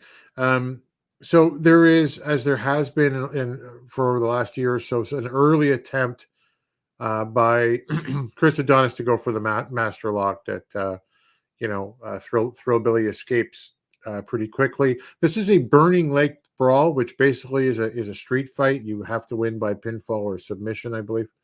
Yeah. I don't know what a Burning Lake Brawl is in terms of Cleveland. Was the lake on fire at one point? Like I don't know. It was the river. Yeah, I mean, there you go. So he ends up sending outside the ring once he escapes, and Adonis follows him early on. He sends Adonis into the guardrails. He crotches him on the guardrails. There's a suplex on the bare wooden planks that are seemingly there by ringside, at least on the one side, unless my eyes were deceiving me. But there's a lot of floor work. Adonis does the same to Mason outside. Inside the ring, he ends up signaling for the master lock. Mason counters with a high, I guess a back body drop, for lack of a better term, into a power bomb. And he finally, after he's bleeding from the nose, it looked like at one point, but is a high, a thrill ride, pins him clean. Jeremy pins him clean. One thing I noticed was that right as he was kind of trying to go for that master lock, you could see him talking to Throwbelly right in the ear. It's almost like throw me into the ropes and like let's take it home. What'd you think? Overall, I enjoyed the match. I don't think I enjoyed it as much as Polka Dot Pam did, but I did enjoy it. Was she mic'd up, Pam? If you're out there, bless you. Were you mic'd up? She had people on the in the IWC talking about her. I don't know who that was during the Sexy Jesus match, but man, that woman loves her some Sexy Jesus. But yeah, I wasn't expecting Masters to win, unfortunately.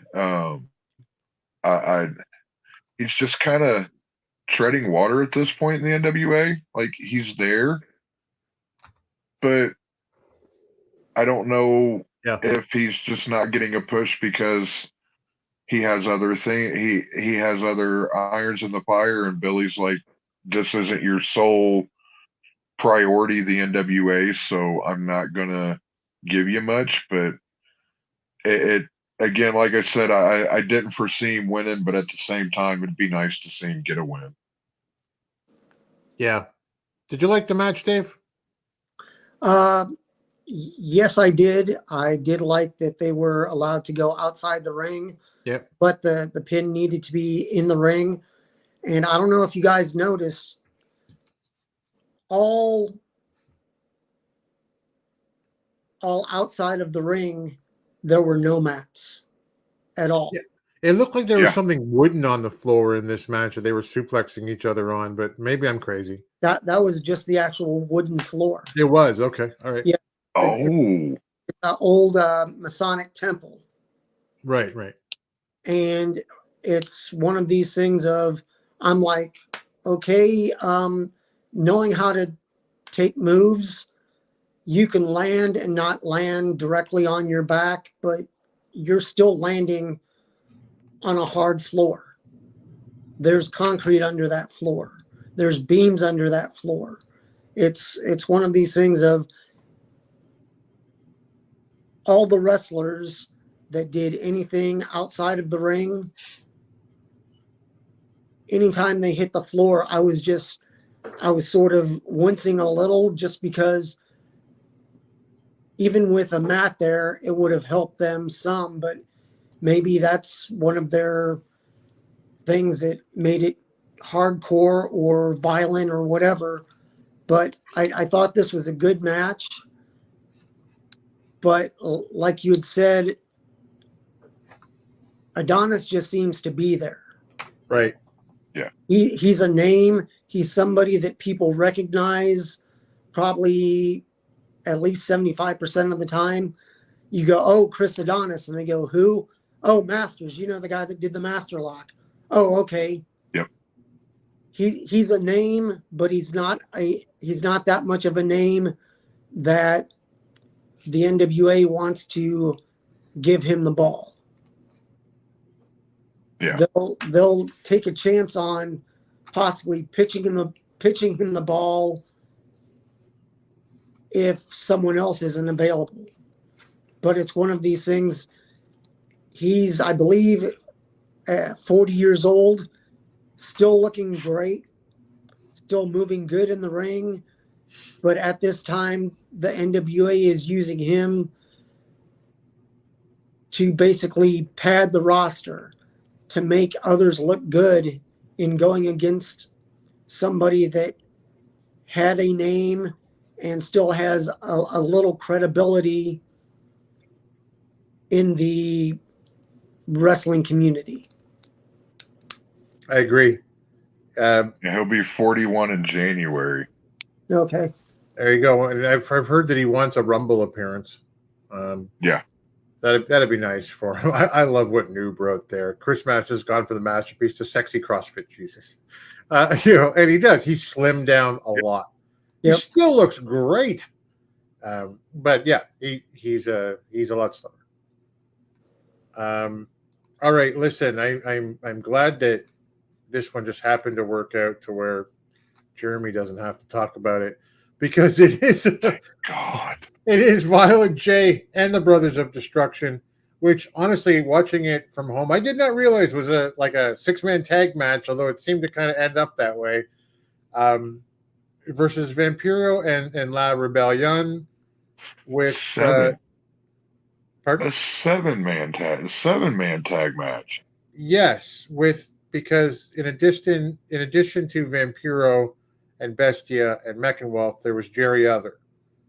And I am not a Misfits guy. I went, who? Who is this? Is that the 7th man you're talking about? Yep. Yeah. I mean, yeah, I didn't. They didn't bill him because nobody knew who he was, or he wasn't supposed to be there, and maybe he showed up backstage and someone went, "Shit, put him in the match." I don't know. This match was somehow worse for me than the Hardcore Team War. Yeah. Was.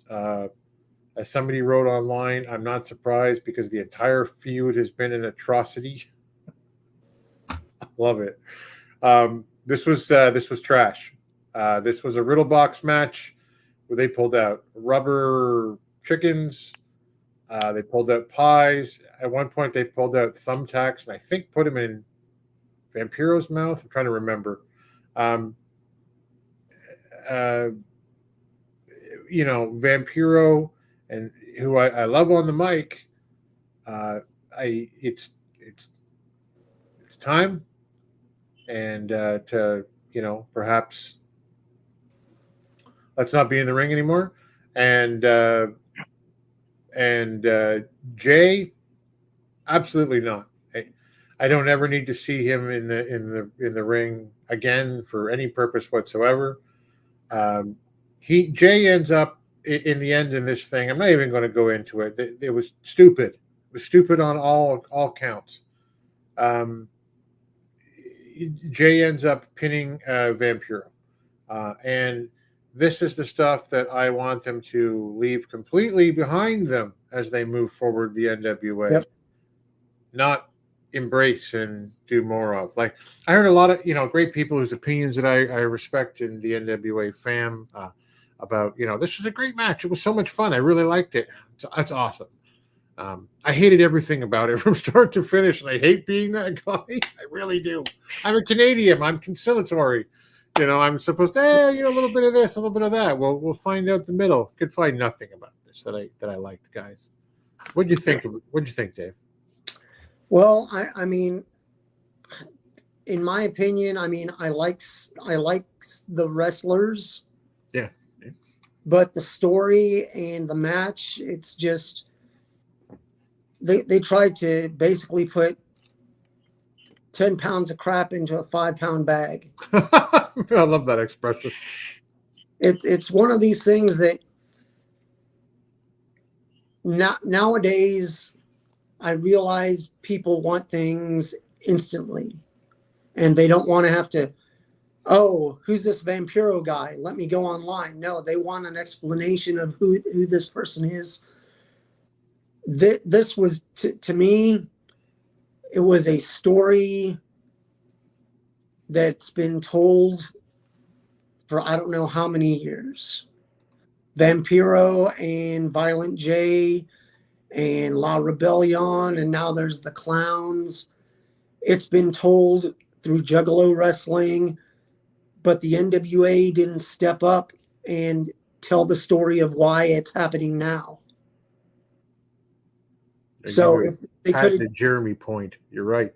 This goes back 15 years to when so and so and so and so. Even if they didn't have video, they could have. If there were any pictures, just give us a 60-second explanation of why Violent J and Vampiro hate each other's guts, and why so and so is teaming with so and so. Okay, well, ICP, Insane Clown Posse. Okay, that's why he's with the Brothers of Instruction. Right. Clowns stick together. Just give us a little explanation of the history behind what's going on. Then they maybe wouldn't have had to do this riddle box thing. They could have just had a hardcore anything goes. This is a Mexican style tag team match where you don't have to tag your partner. You can double team. You can do this. You can do this. Just like I always say, make it make sense. This storyline was not explained very well. If they would have just explained it and kept playing it, that, hey, every time they mention the Brothers of Instruction and Violent J, hey, why do they hate this? Here's the story. And over a 2-month period, play it every other week.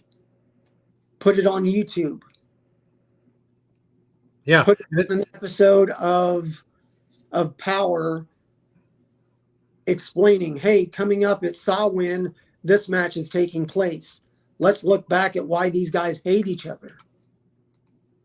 It's not that difficult. They're just not thinking things through. Just because management and the other wrestlers may know what's happening, not everybody does. Yeah, and they're assuming, and like they say, when you assume, you make an ass out of you and me. Just keep it simple. Tell us a story and tell us why it's happening. And I'm happy. I may not like the match, but if I have an idea of why this match is happening, okay, cool. 100%. And although it might have been late, they were coming off a really interesting promo that we all talked about with Vampiro and Violent J with Gary Horn and This is the NWA podcast.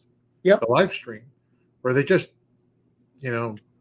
dropped every F-bomb in the world and then some. And it seemed visceral. It seemed real. It was like, oh, that might be something. And then they gave us this. This was an abortion of a match, and we did get a NWA World Women's Championship title match, Jeremy, that had Kenzie Page defending the title against Ruthie J, her established number one contender. They had a decent match. I thought. I didn't think there was anything wrong with it, per se. But for me, there was no, because there was no build to it. There was no nothing really, behind this. There was no juice to it. It did not surprise me when Kenzie hit the Kenzie cutter to retain the title and pin Ruthie J. What'd you think? Overall, it was a match. I think it was more to just kind of announce that Ruthie J was now officially an NWA competitor, and is signed with the NWA more than anything. She's good in the ring, good talent. I think their chemistry was just a little bit off or something. But I hope to see him again in a match. I would like to see him go face off against each other again. But like I said, it was a match. It wasn't nothing special to write home about or anything. If I were going into television production in the NWA right now, I'd want Kenzie as my champion with Pretty Empowered. Yeah. I'd really play up that mean girl angle as often as possible, and like the way MLW will sell you a backstory about why Jacob Fatu wants to destroy insert name here, right? Alex Kane or Raven in, The Calling or whatever.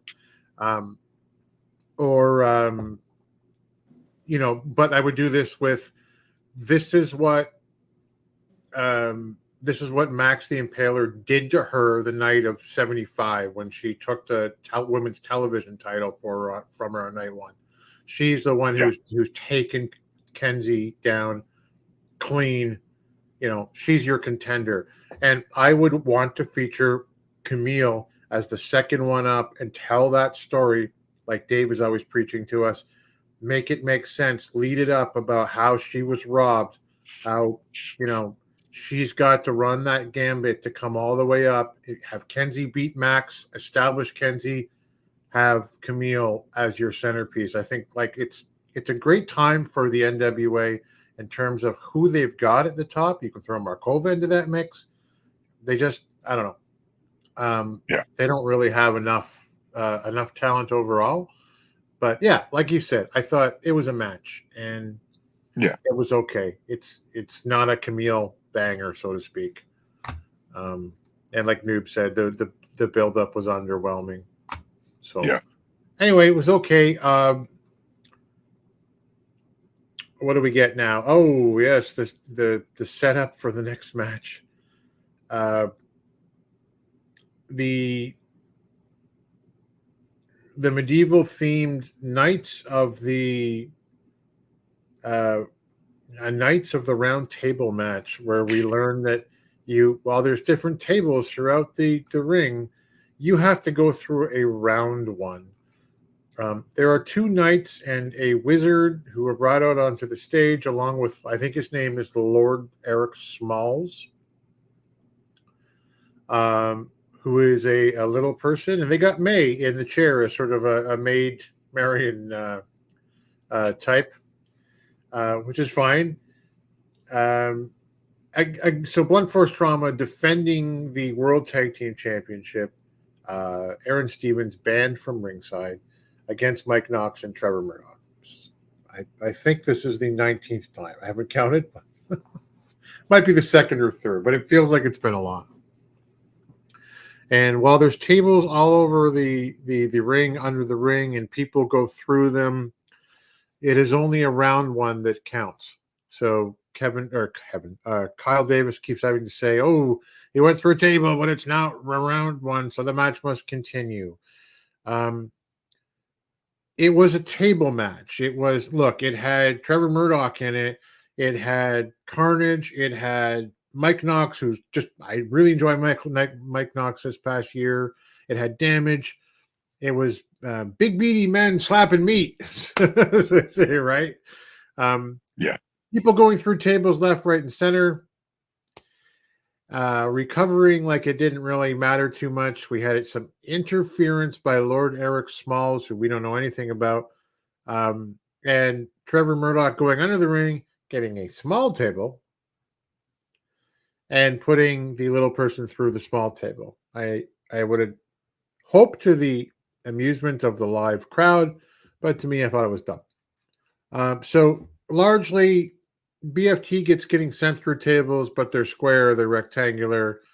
In the end, they get up on the stage, and as expected, I'm sure everyone is saying, which night do you think Aaron Stevens is right now?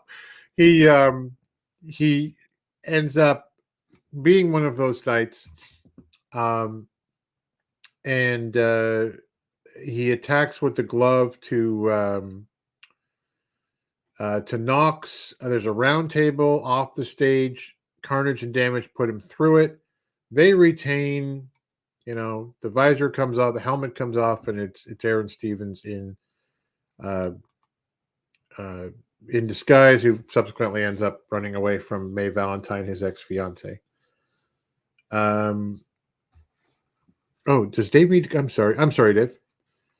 Here we are. Whose turn is it? Is it yours, Jeremy? It's yours, right? Yeah, I believe Yeah. so. This one's yours. I would say I would like to have some of what Billy and crew were smoking whenever they came up with this and the other matches for this pay-per-view, but I'm afraid it was cocaine, and I don't mess with that. It's a hell of a drug.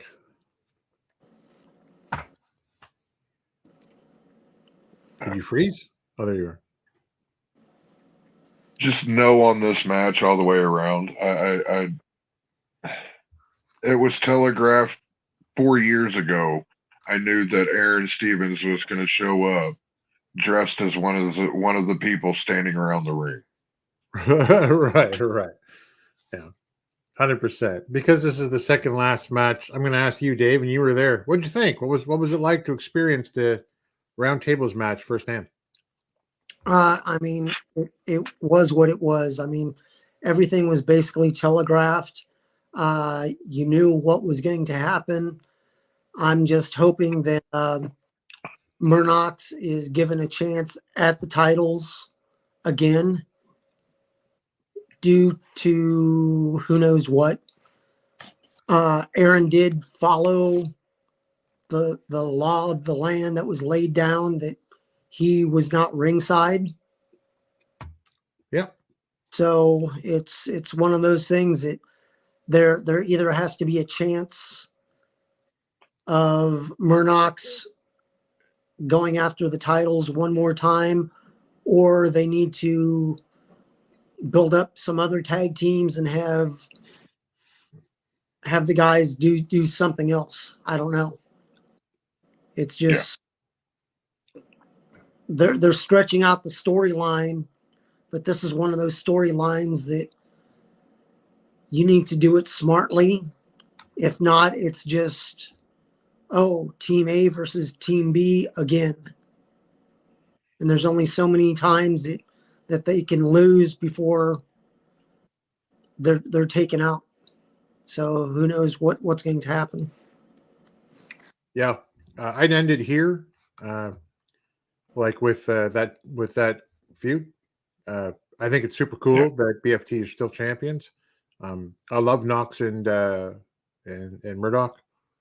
There you go.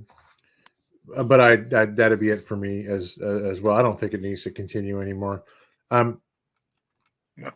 It was a long pay-per-view. It's 14 matches because out of the 15, because Cardona didn't do one, and we'll find out maybe why now.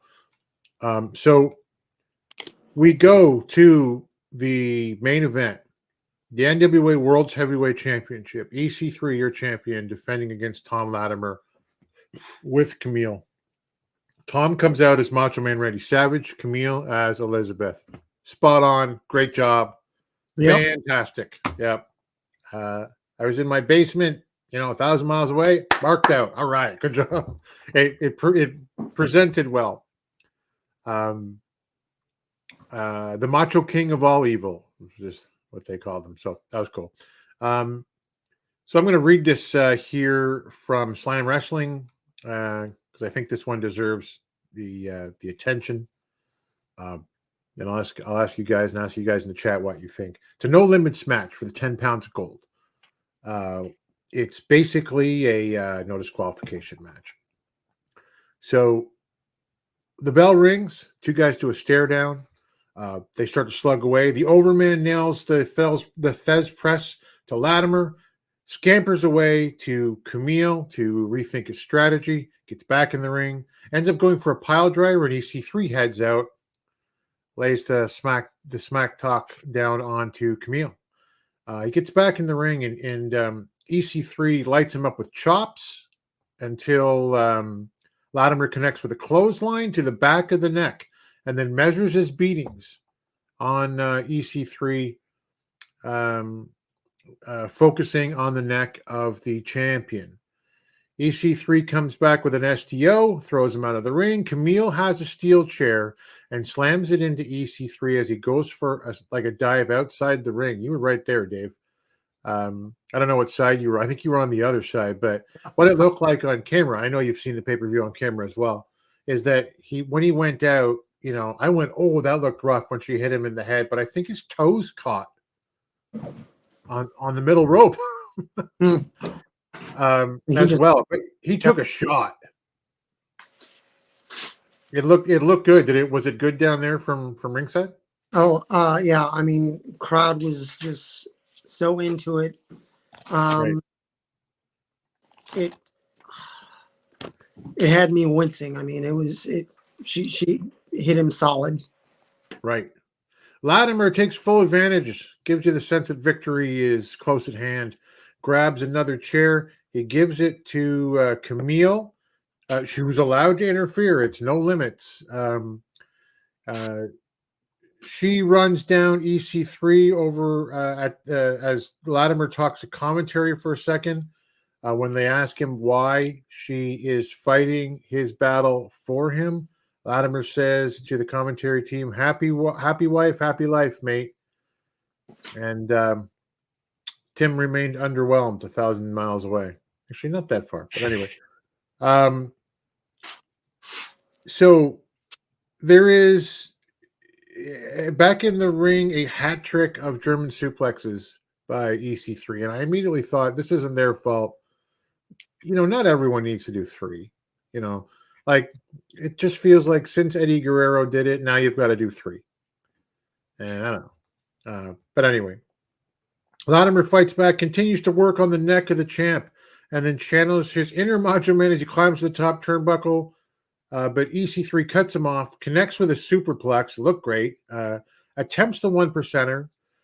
Latimer throws him into the middle turnbuckles to stun him, props him up on the top turnbuckle, and then nails him with an avalanche backdrop suplex. Okay, well, yeah. EC3 dumps him outside, follows with a dive. Once again, both men battle it out as they hit double clotheslines on each other. They fall on the wooden floor. Latimer attempts a pile driver on the champ, but EC3 backdrops him. This is outside the ring right now, of course. Latimer gets another chair with the CLE for Cleveland written on it, drives it against the back and the neck repeatedly. EC3 pushes Latimer to Camille, throws the chair in his face. So this is a bit of a cluster here near the end, but Camille's in the corner. Again, totally allowed to be part of this match, guys. And Matt Cardona hits the ring, and he attempts to give the reboot to Camille as she's kind of lying on the bottom buckle. But Latimer dives in the way and takes shields Camille from the attack. He's stunned. EC3 grabs him, gives him that double underhook pile driver. It's 1, it's 2, it's 3. It was predetermined. It was the gods themselves said that EC3 was going to win this match. After the match, Cardona does a bit about, he never lost the match and that EC3 owes him a match. And EC3 ends up just going to the stage and sitting in the throne as the show closes.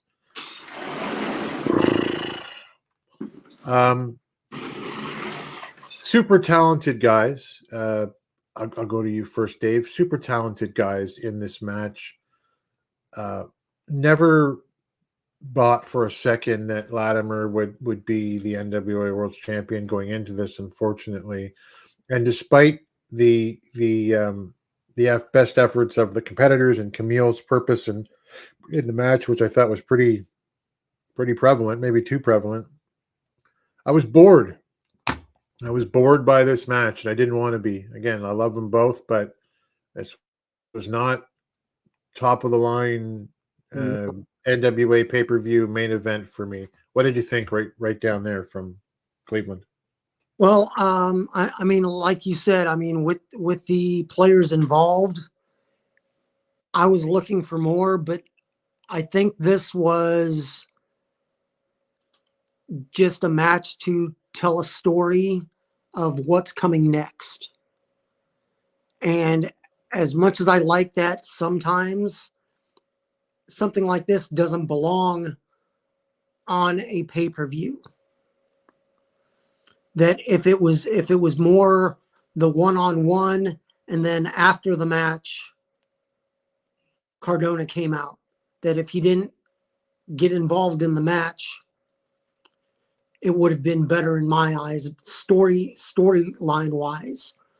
But I see where they were going, but it was almost they were cheaping out on giving us a good quality 10 pounds of gold match. I love Tom and I love the character he plays, but I think it's telling a story of him going after something he wants. And I think when push comes to shove, it'll be Camille is interfering and it's going to cost Tom in the long run. But I'm hoping this storyline does continue, but I don't think the way they told it was the best way to tell it on a pay-per-view, in my opinion, at least.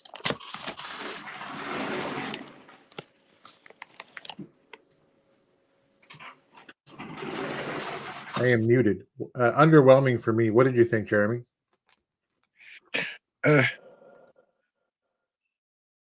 I was a little underwhelmed by it. With EC3 just getting the title, I wasn't expecting Tom to win, but in the same instance, there was part of me that wanted him to. A big part of me that wanted him to. I don't know where this is going to end up going. Storyline wise, I don't think that this is the end of the EC3 and Tom Latimer's story, but I kind of want it to be. It just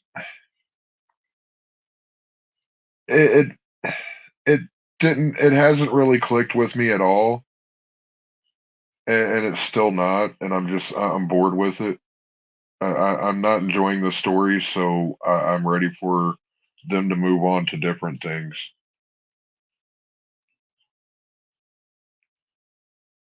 You're muted. Sorry. Hey, there's leftover Halloween candy. I'm going to ask you guys either, A to F or how many stars, whichever you prefer. Dave, you had the unique experience, which, as you mentioned at the top of the show, was really different when you were there, as I learned at 75. And maybe your enjoyment level is like for different things that you're seeing and the vibe you're getting and from the crowd and, the little stuff that you get to notice when you're there. I don't know if you were to give it a grade or number of stars, what would you rate the overall show, and what would you say to close it out if anybody was asking you about it? I'd probably give it a C, maybe a C plus, just because of what I liked about it. There were a few matches I wouldn't have had there, but we'll see after the tapings this weekend in Nashville where the storylines go coming out of this. I thought they could have done a lot better, but like I said, I have no idea where they're actually going storyline wise, and we'll see this next season where it takes us. Yeah, Jeremy, how about you? I'm in the same boat with Dave at C plus. It wasn't by any means great. It wasn't horrible either. There were matches that I wouldn't have put on. Clowns being one of them. Yeah. But even then, like I said last week, that it wasn't so much who was in the match, but the match itself. I could have done without the riddle boxes. That was lazy booking. Yeah. Yeah. I'm exactly in the same spot with you guys. CC plus. I don't know which. Yeah. I think it's an improvement somewhat over the Tyrus era, which, as I kind of stated 2 hours ago, was sort of what I wanted to see. But it is an improvement by much, and I was hoping for a lot more. Somebody wrote online, I think it was Wrestle Rant, who said that it's not an encouraging sign when the only thing that the fans are talking about coming out of this pay-per-view is Father James Mitchell snorting cocaine on the stage. That's the biggest story out of this pay-per-view. And that's unfortunate. Noob says C+, there's a lot of matches that should have built up with the NWA women's title, the NWA women's tag title matches. So, Dave, I put something in the chat, but I'll just ask it here because do you mind if we call it here? I got to do something at 9:30. That's fine. Yeah, we're 2.5 hours into our 90-minute podcast, so that'd be great. So we'll hold those same things for next week, and that's our review. We're CC plus all the way through, guys. Hey, listen, the reviews from some of the NWA fam are much more positive. Some people loved it, and that's amazing. It is. Yeah. Joe Galley saying, this is the most watched, most successful pay-per-view in the Lightning One era. Fantastic. I'm so glad to hear it. I think in terms of, if you take away this sort of gimmicky crapola, especially when it goes over the top, like the Riddle Box matches and the Hardcore War and all that stuff. If you take it away, they can probably do something like along these lines again, but I hope that it would be better. Sometimes less is more. That's all I would throw in. So we're going to call it here. We'll come back next week and we'll do our championship wrestling from Jeremy. Maybe another best from the vault. Again, maybe there is some news out of Memphis that Jay talked about earlier, but maybe we'll just let him talk about that tomorrow night. But there's a TV deal for Memphis that sees them all over the place. So that's fantastic. And for the UWN. Yeah. And Dave will be back in his I Respect You Booker Man segment to talk about who might benefit from going away from the NWA for a while. Some of the names that we've mentioned tonight, I'm sure will highlight themselves on that list. So we look forward to that. So that's it. That's all. Until next time, thank you guys for joining us. This has been a really long one for us. We'll see you at the matches. Thanks for joining the stream. This has been a presentation of Alliance-Wrestling.com. We genuinely appreciate your support. Would you consider subscribing so you'll never miss a future episode? I'd also like to remind you we do a live stream every Tuesday at 5 p.m. before NWA Power. You can find us on social media at The Alliance Blog. And until next time, we are The Alliance.